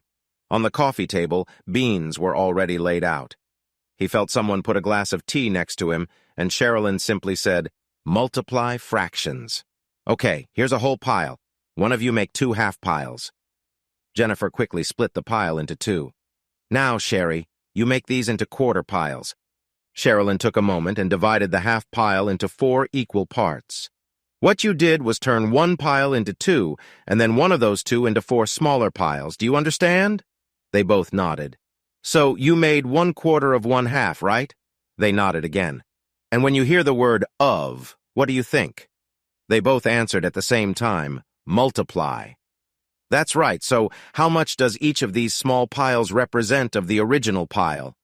They thought for a second, and Sherilyn spoke first. 1/4. Jennifer quickly said, no, Sherry. That is 1/4 of 1/2. I think it's 1/8. She looked at Gerald for approval. He stayed quiet. Then Sherilyn's face lit up, and she said, I get it. Each of these is 1/4 of the half, but if we split the other half into pieces, we get 8 piles. So 1 pile is 1/8 of the whole pile. Jennifer smiled big along with Sherilyn. You two just won the jackpot and get to keep all the beans, Gerald said, and they both giggled. So for your homework and for the rest of your lives, every time you need to multiply fractions, you write the fractions down. Then you multiply the top number times the top number and the bottom number times the bottom number like this. Jennifer asked, "Do we need to change the bottom numbers to be the same, like when we add or subtract?" No, you only do that for addition and subtraction. That's to make sure you're adding or subtracting the same kind of things. When you multiply or divide, you don't worry about them being the same because you're multiplying a set of similar things by a different number. Now, here are a couple of problems for both of you. He quickly wrote down 3 simple fraction problems for each girl, making sure one problem had a top number that wasn't 1.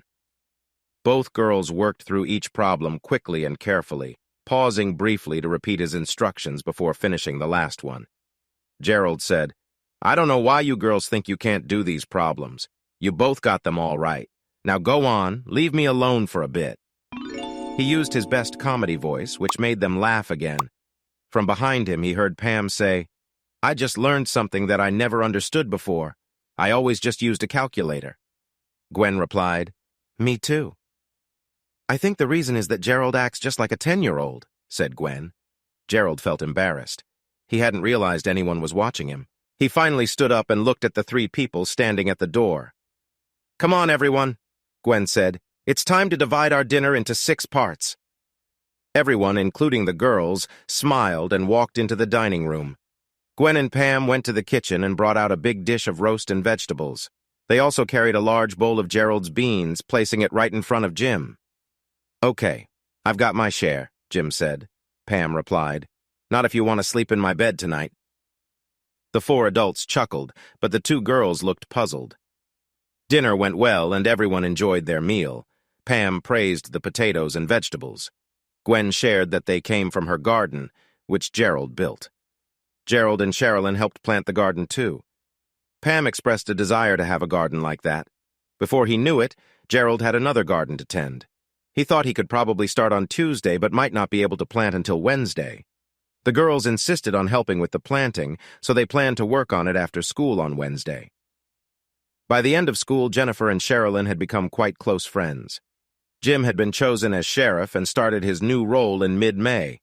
With Gwen's help, Gerald provided 4 types of bread and 10 gallons of his beans for the celebration. Although he couldn't grow enough beans in his own garden, he began making batches of beans to sell at the market. At first, sales were slow, but once people tried his beans, he sold out every weekend. He whimsically named them Lawman Beans, with the catchphrase, "Good enough to keep the lawman happy." Gwen was teaching summer school again, and Pam had a busy social calendar, so Jennifer and Sherilyn often spent their days with Gerald while he worked. The girls learned to weigh and measure everything, from lumber to water to flour and spices. One or both of them usually accompanied him to the market on Saturdays, earning a little money for their work. Like Gwen, Jim and Pam allowed her to keep half of what she made. During their free time, the 2 friends became proficient at shopping, comparing prices and qualities of items. They often discussed their choices and consulted Gerald when they were uncertain about something. Gerald even showed them how to use the internet to find information about products and ingredients. As a result of their experiences, both girls started to prefer a more natural look, having learned about the ingredients in makeup. Gerald also taught the girls about percentages and how they relate to fractions, which led to a lesson on decimals. He spread beans all over the table to explain these concepts. The girls quickly grasped many of the new ideas as he showed them examples and asked for their thoughts. They often conversed with each other before providing him with their answers. Gerald continued a practice from last summer where the girls would write about their activities. He would have them read and explain instructions or recipes to him. Sherilyn was already accustomed to this from the previous summer, but it only took Jennifer a couple of weeks to catch on. Jim and Pam hosted a big 4th of July party, and everyone attended. This led to discussions about the country's history. As usual, the girls had many questions, often beginning with, "Why?" Gerald would share stories and then ask them what they would have done if they were there. In late July, Jim, Pam, and Jennifer went on a 2-week vacation and invited Sherilyn to join them. They planned to drive through the East, including stops in Washington, D.C. and other places. Gerald encouraged them to keep a journal of their trip and gifted them colorful notebooks and pens for this purpose. While they were away, Gwen visited a prison and then spent a week with her parents. Gerald was busy, but he missed his friends and knew they would return soon. When Gwen got back, he invited her over for dinner. This was their first chance to talk alone for a while. Gwen brought up her marriage again. Gerald, while I was at the prison, he mentioned divorce again. It seems they will add at least another 10 years to his sentence. I talked a lot with my parents about it. They understand how I feel, but reminded me that I deserve to be happy. And Sherilyn also needs some closure. I want to think about this more and maybe make a decision later this year. Do you think that's a good idea? Gwen, I believe you'll know when you're ready to make that choice. It could be this year or next year, but you will feel it when the time comes. You and Sherilyn might want to discuss it more, as it may be harder for her to understand. Getting her thoughts before you decide will be important. We've talked a little. She still defends her dad, but she doesn't remember much about when he was around. I can see that Sherilyn looks up to Jenny and Jim's relationship, but she also talks about her bond with you in a similar way. I think it might be hard to know how she will feel about any final choice. Every time I chat with Sherilyn, I'm amazed at how much she's growing up. Her maturity always surprises me. I think that when you're ready, you'll also be impressed by her reactions. So I suggest you trust her. She knows what is happening even if she doesn't get all the details. Thanks. I really needed to hear that from someone else. I see it too, but as her mom, I was worried I might be overthinking things. Gerald smiled. Have you thought about what you'll do after a divorce, if it happens? Are you reading my mind? That's a question I ask myself a lot. Honestly, I probably think about that more than anything else. I'd love to travel to new places. I haven't seen much before.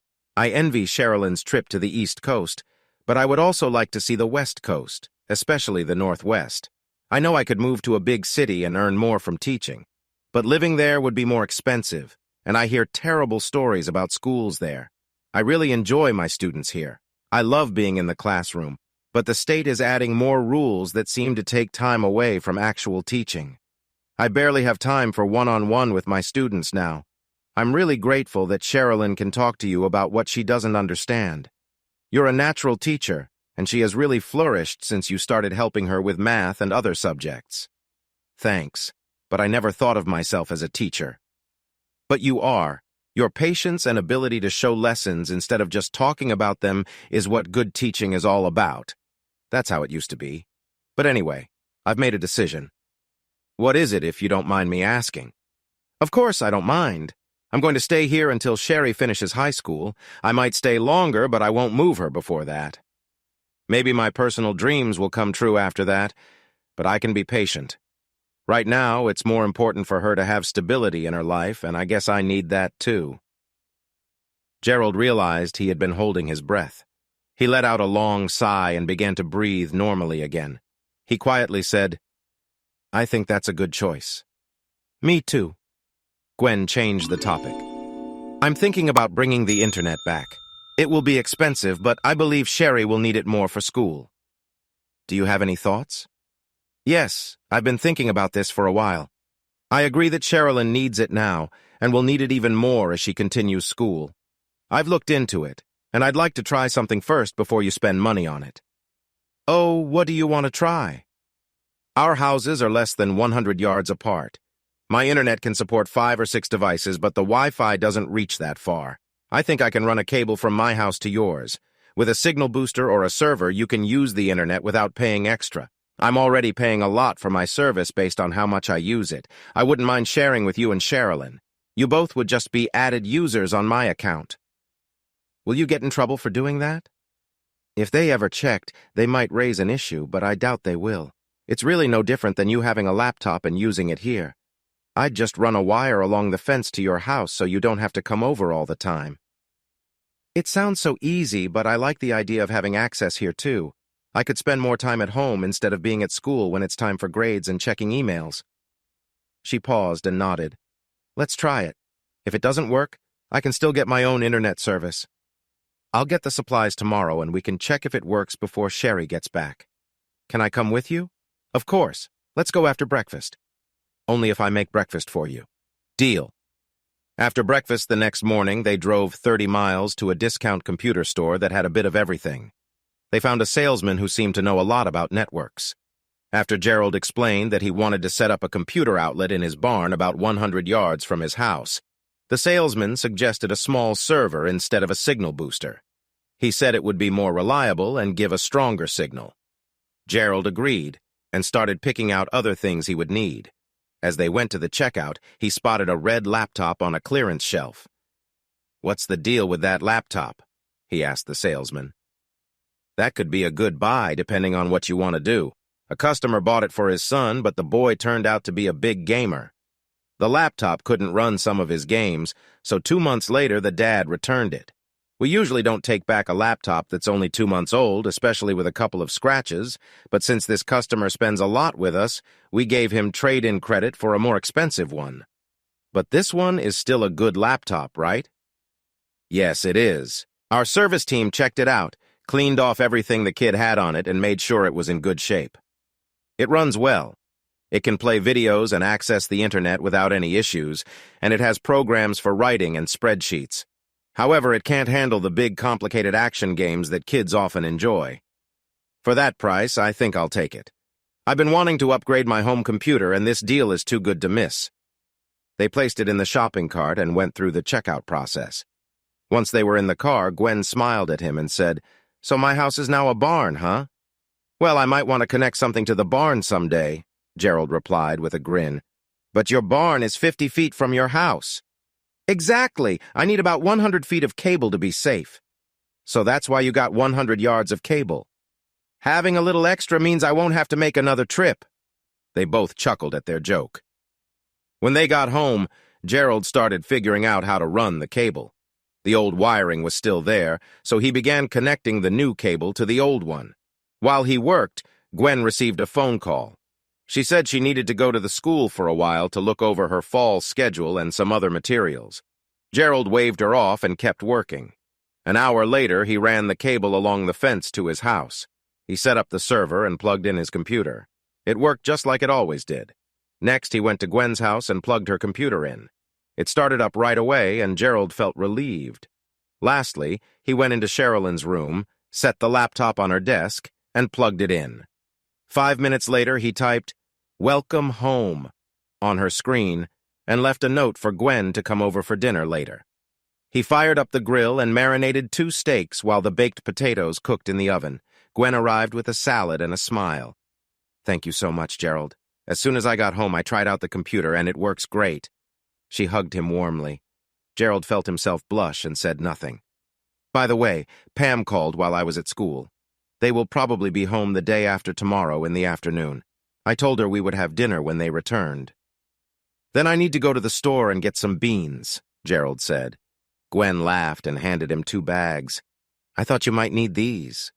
He smiled and put them in a pot to soak, then set the steaks on the table while Gwen set the table and checked the potatoes. On Friday, he carried a pot of beans and 2 loaves of bread up to Gwen's house, where she welcomed him with a smile. "They called and will be here in about an hour. Have a seat. I bought some drinks. I think Jim and Pam will appreciate it after watching 2 11-year-olds for 2 weeks." She handed Gerald a beverage.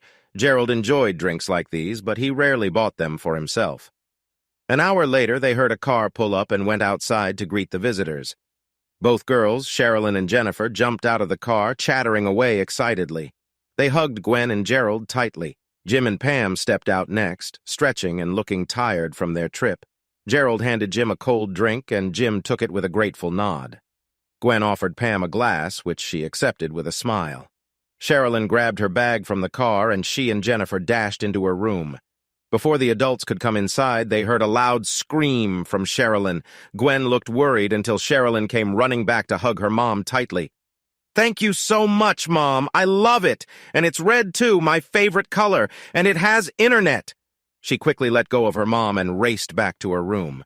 Gwen, still a bit puzzled, turned to Jim and asked, "How much time would I get if I, had to take care of a man who really deserved it?" Jim looked surprised, but answered, "Maybe 5 years, 3 if you have a good lawyer." Pam joked, "If it was a man who truly deserved it and the jury was all women, they'd probably let you go and invite you to lunch. So, who's this guy that deserves it?" "That guy over there. He bought Sherry a computer without even telling me," Gerald replied, feeling a mix of annoyance and embarrassment. Jim and Pam laughed out loud. Pam added, "Typical man. He does something nice but still deserves a talking to." Gerald turned red and said, "Just tell her it's from my royalty check this quarter." Gwen shot him a look and responded, "And I better see the proof when that check arrives." Gerald handed her their second quarter check. She looked at it and smiled, saying nothing more. An hour later, they finally managed to pull the girls away from Sherilyn's computer, where they'd set up all the social networks popular at the time. Just as they sat down, Jim said, "I thought I was fit enough to catch a bad guy, but I'm definitely not fit enough to keep up with these two." Everyone chuckled, and Pam nodded in agreement. On Saturday, Gerald went to the market alone, since Sherilyn had stayed up late and slept until almost noon. 2 weeks later, when school started, things settled back into their usual routine. The Sunday after the last market in October, Gerald was over for dinner, which was a bit delayed. After helping Sherilyn with her homework, Gwen suggested he watch the evening news while she finished up. As he watched, he froze when he saw a story about a new factory opening 100 miles away. They were interviewing the factory manager. Once the story was over, Gerald stood up a bit shaky and walked into the kitchen with tears in his eyes. He apologized to Gwen, saying he had to leave. Then he went out the door and headed home. An hour later, a worried Gwen knocked on his door, carrying a plate of dinner for him. His tears had dried, but the sadness was evident on his face. "Gerald, you have always been here for me. Please talk to me. What happened?" "I'm sorry, Gwen. I just saw something on the news that upset me." "Please tell me." Gerald looked very sad.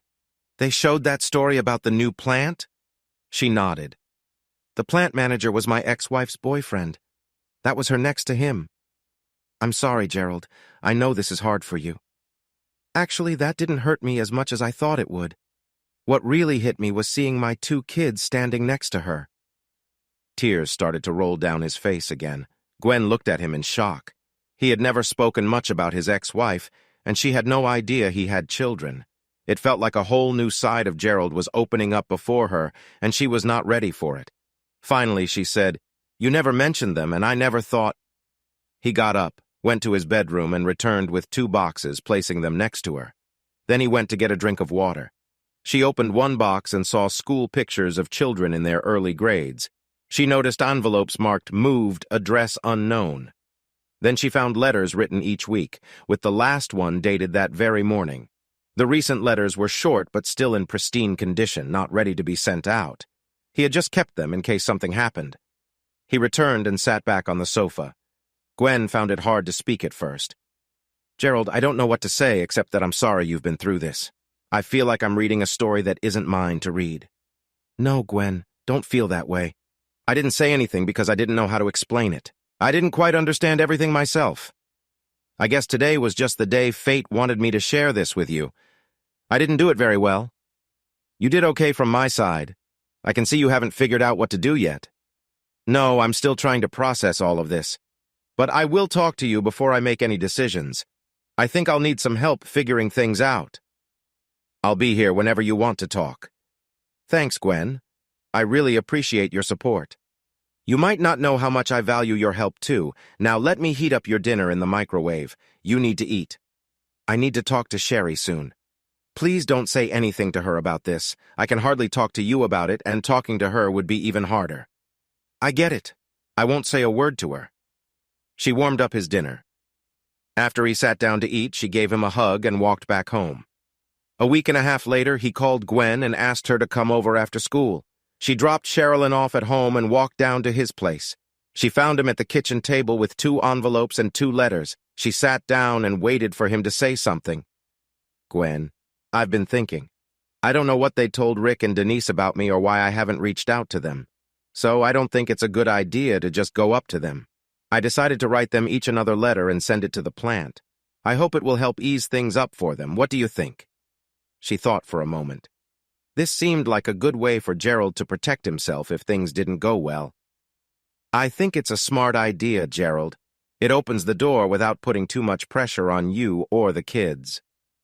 "That's what I was thinking too. I'll mail these in the morning." 2 weeks later, she and Sherilyn came over for dinner. She noticed the 2 envelopes on the table. They were both marked, "Return to sender, no person at this address." Gwen looked at Gerald and saw he seemed defeated.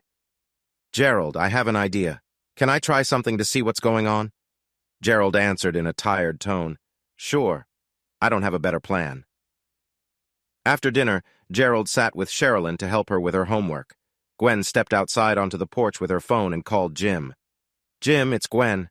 I won't go into details right now, but a few weeks ago, there was news about a plant opening a couple of counties away. Do you know anyone there who can help find out about the plant manager?" "Yes, I know the sheriff there. We've worked together on a few cases." "What do you need to know? Is this work or personal?"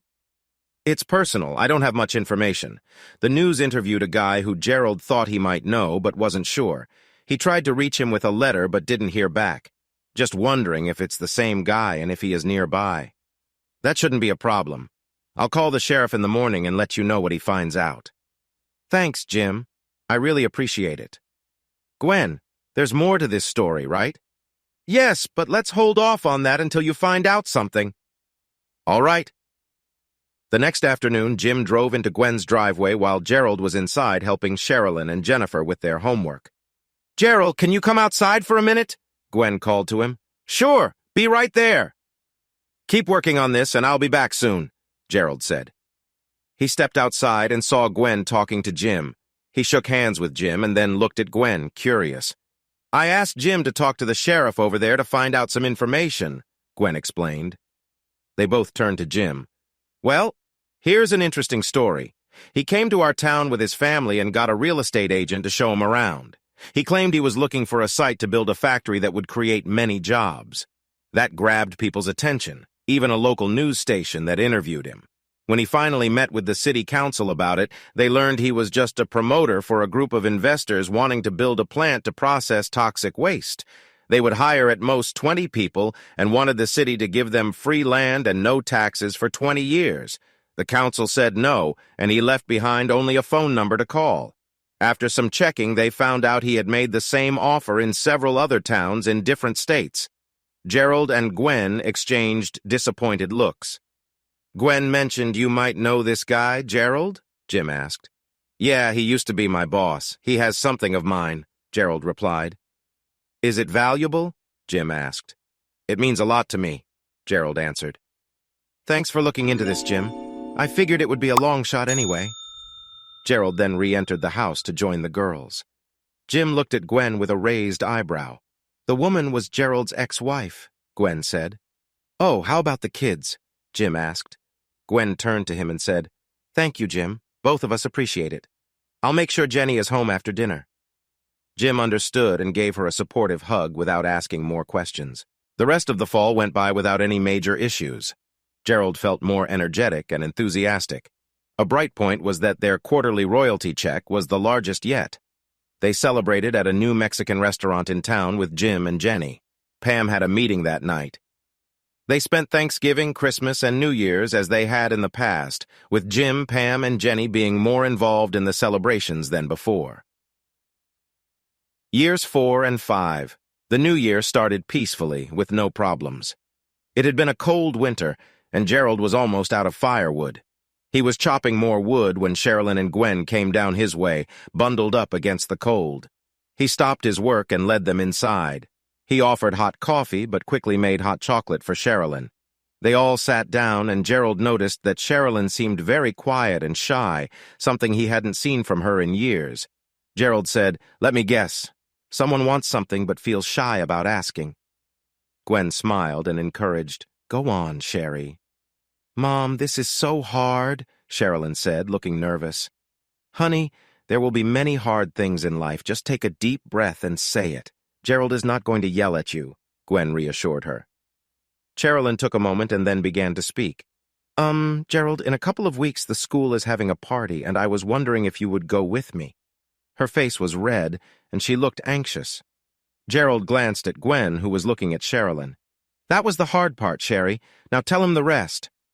Sherilyn's eyes glanced up at her mother and then back at Gerald.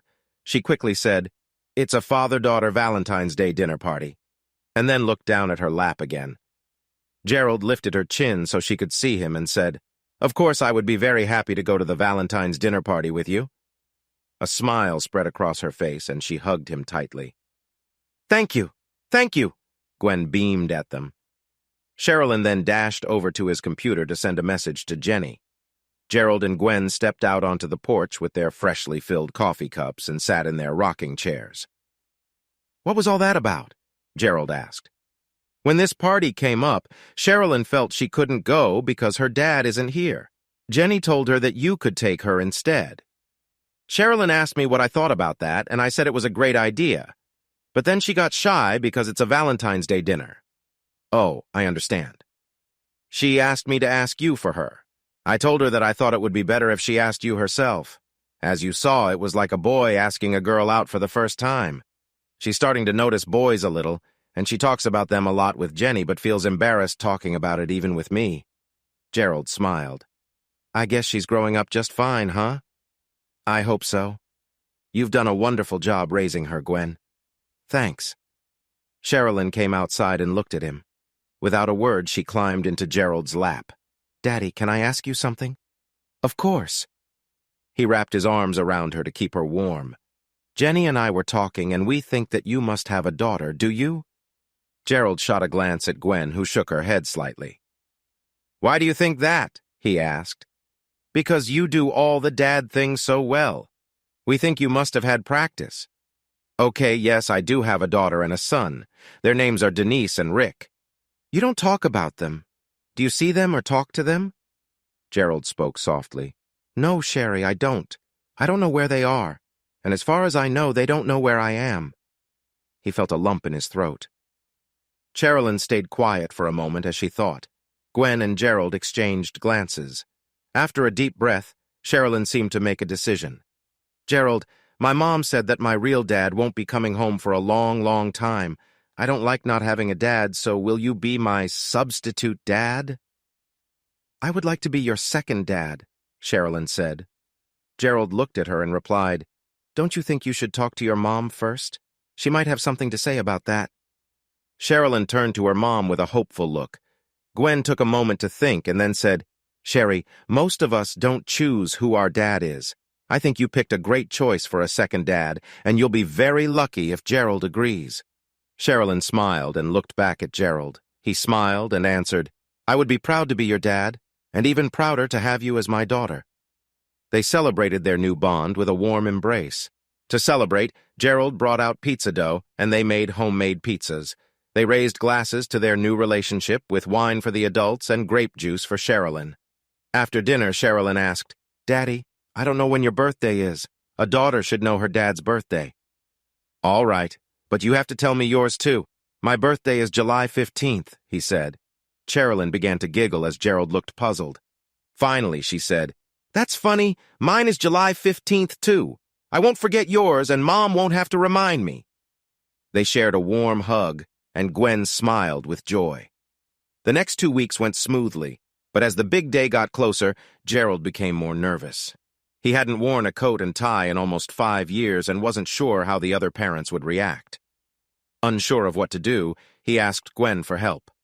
After explaining his worries, Gwen replied, "I can't help you choose your outfit, but I assure you some dads will dress up while others will wear just a shirt. Just be comfortable, and don't worry about the other parents. You might be surprised at how well known you are in the community and at school. Your name comes up often at the PTA meetings. Also, it's tradition for the dad to buy a small Valentine corsage for his daughter, and she will buy you a gift too. Just be yourself." Gerald visited several flower shops to look for corsages. Most of them seemed too fancy for him. Finally, he bought 4 rosebuds and some ribbon to make his own. He spent more time than he expected on it, but was happy with the result. He put it in the refrigerator to keep it fresh for dinner the next night. The next evening, he wore his slacks and sport coat with a tie, taking his corsage to pick up Sherilyn. He had washed his truck that afternoon. Despite Gwen's words of encouragement, he still felt a bit anxious. But as he walked up to the door, he shifted his focus from himself to Sherilyn and promised to make this the best Valentine's Day he could. Gwen greeted him at the door and exclaimed how nice he looked all dressed up. Then she asked him to stand in the living room while she went to help Sherilyn come out. As soon as Sherilyn entered the room, all his worries disappeared. She wore a pink dress with dark red trim that he had never seen before. Her hair looked nice, and she had just a touch of makeup on. Her smile brightened the whole room. "Sherry, you look so lovely tonight." "Thank you, Dad. Mom said you look great tonight, but I think you're really handsome." "I brought you a corsage. I might need your mom to help me pin it on, though. I'm not very good at that kind of thing." Sherilyn laughed. Gwen smiled and shook her head. When he gave her the corsage, she gently touched it and said how pretty it was. At the center was a big pink rosebud that was just starting to open. On top was a red rosebud, and on either side were 2 white buds. "Gerald Lambert, please make your entrance." As Sherilyn and Gerald stepped into the spotlight, Gerald felt a wave of pride wash over him. The crowd cheered lightly, and he could see the smiles on the faces of their friends and family. Sherilyn beamed, her excitement palpable, and he couldn't help but smile back. Next, the announcer called for Jenny and Jim. The moment they entered, the cheers grew louder, with Jenny practically glowing as she held her medallion. Jim stood tall, pride evident in his demeanor as he introduced Jenny to everyone around. The evening continued with laughter and storytelling, creating an atmosphere filled with warmth and love. Gerald and Gwen exchanged knowing glances, both grateful for the bonds that were being celebrated that night. As the festivities unfolded, the focus remained on the connections shared between parents and children, making this a memorable occasion for all. Gerald Murphy.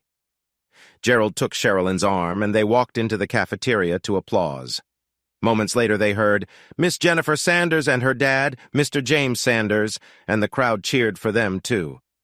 They found their seats next to each other and sat down. After a few minutes, a man whispered to Jim, who then excused himself for a bit. When he came back, he was wearing clean pants and a white shirt with a tie that showed off his medallion. Gerald noticed that while many introductions said father, just as many used dad or daddy. He felt proud that Sherilyn chose to call him Daddy. Dinner was nice, with chicken, rice, and steamed vegetables.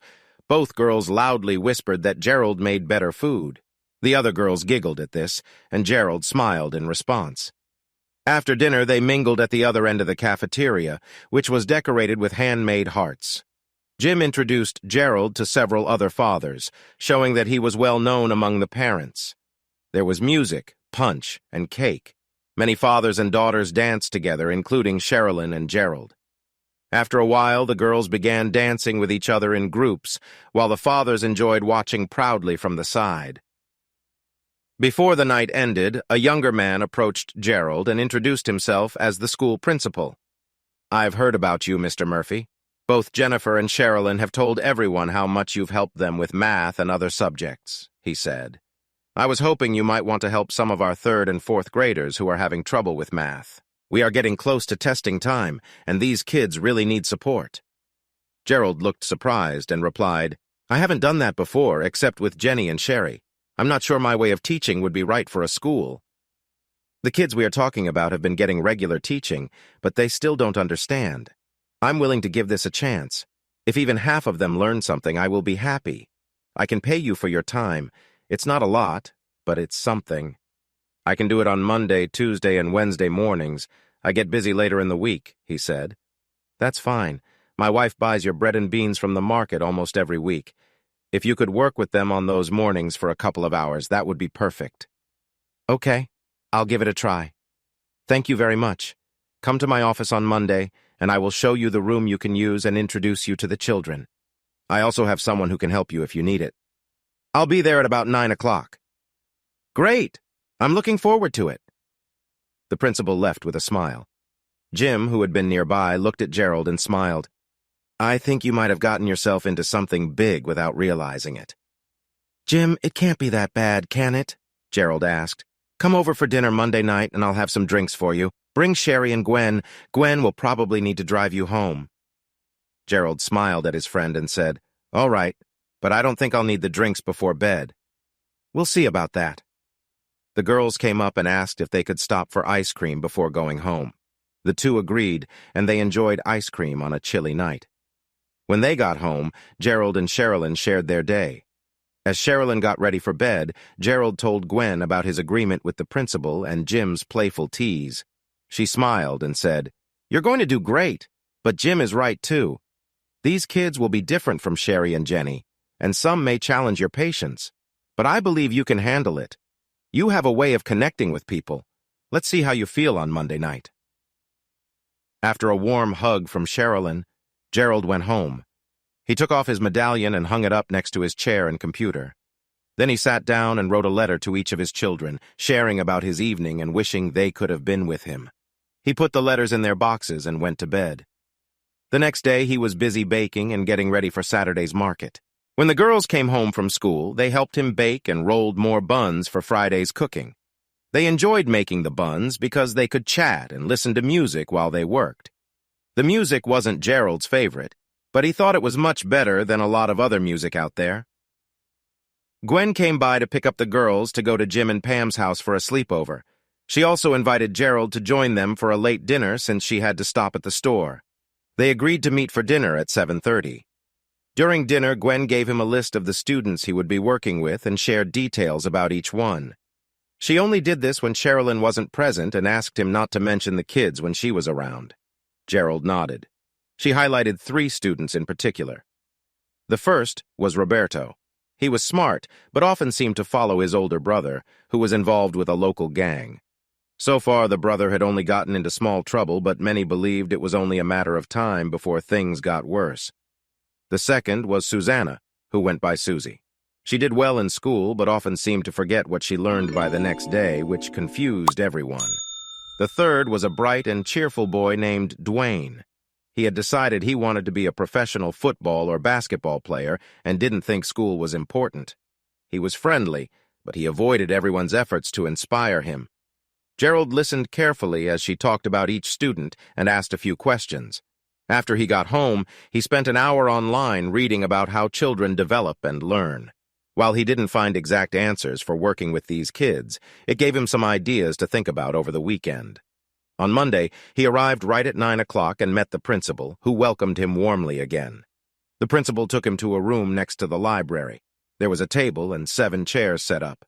He told Gerald to make himself comfortable while he went to get the 3rd graders. There were 6 of them, including Susie. He had brought some beans and a few other items to use, but first he wanted to get to know the kids better, so he asked them to introduce themselves and share their names and dreams for the future. He spent the rest of the hour listening to their names and their hopes. He took notes in a notebook he had brought. When the bell rang, he stretched and waited for the 4th graders to arrive. He was surprised by how different the 4th graders were from the 3rd graders. The younger kids talked freely about themselves and had all sorts of dreams, both realistic and not so realistic, for their lives. The older students had started to pull away and share less about themselves and their dreams. Once they finished talking, there were still a few students left in the class. Gerald checked the clock, gathered up his notes, and asked 4 students to follow him. He told the other 2 to stay put for a bit. Gerald and the 4 students walked up to the librarian. Gerald said, "Can you help these 4 find a book about jobs? Something realistic, not fantasy?" The librarian smiled and nodded. Gerald turned to the students. "I want each of you to read a book about the careers you mentioned. After that, write me a report on what you need to do to get there. Can you do that?" They all replied with yes. Gerald smiled and nodded to the librarian, who showed them to the section about careers. While they were busy, Gerald went back to the classroom and sat down, looking at the 2 students who remained. Dwayne spoke up, saying, "Hey, I thought you were going to make us math wizards." Roberto giggled. Gerald replied, "First, I'm not dude. I'm Gerald. Second, I can't make you a math wizard, only you can achieve that. I can only help you right now." Roberto laughed again, but Dwayne's smile faded a bit as he looked at Gerald. Gerald continued, "I think both of you are quite alike in your personalities and job choices." Dwayne jumped in. "No way!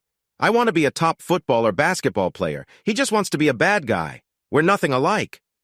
Roberto grinned at this. Gerald shook his head gently. "Actually, you are alike. Both of you have the smarts to do whatever you want, but you've decided on careers that might not last long. Dwayne, if you do reach the professional level, You might be lucky to play for 10 years. Many athletes have careers that last 3 years or even less. After that, you could find yourself with nothing to do. You might have some money, but if you don't save it well, it won't be enough to live on, so you might end up living at home with your parents. Dwayne looked serious and did not smile. And you, Roberto, Gerald continued, want to join your brother in his gang? There's no promise they'll listen to you or follow you.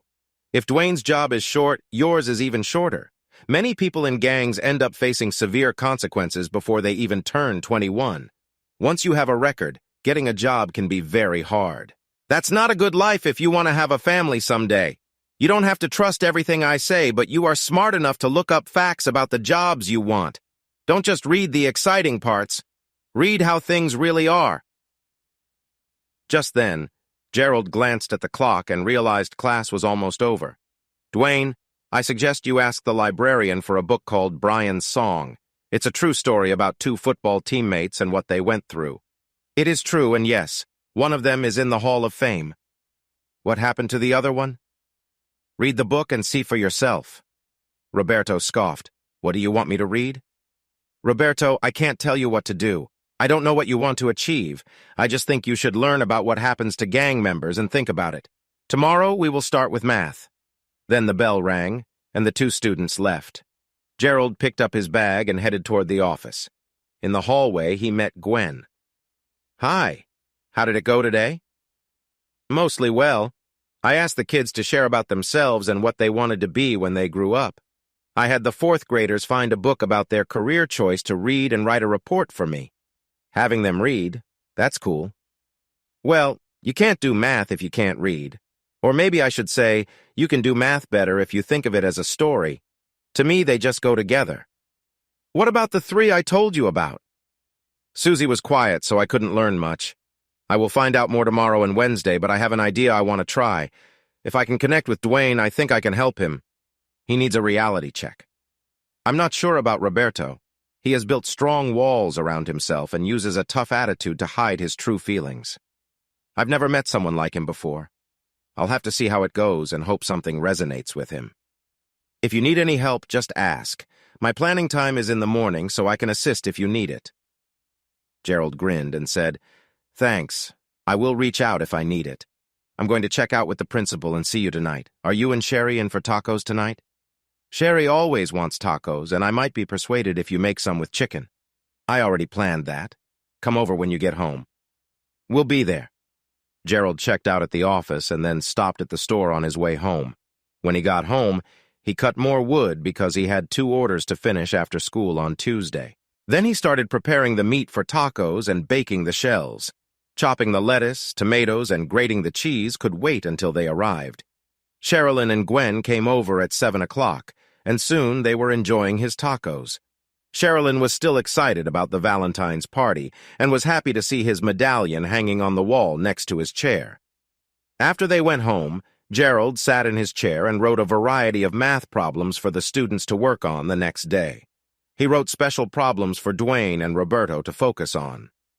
The next morning, before the 3rd graders began, he called Susie aside and gave her a tablet. He asked her to write down all the steps for every problem they worked on today. She smiled and said she would. He took out the beans, and soon the students were chatting about their answers and helping each other solve their problems. When they finished, Gerald took a quick look at their work. Everyone had done well, with only a few wrong answers. The 4th graders came in and they followed the same routine. Roberto looked bored while Dwayne watched but didn't join in the conversation.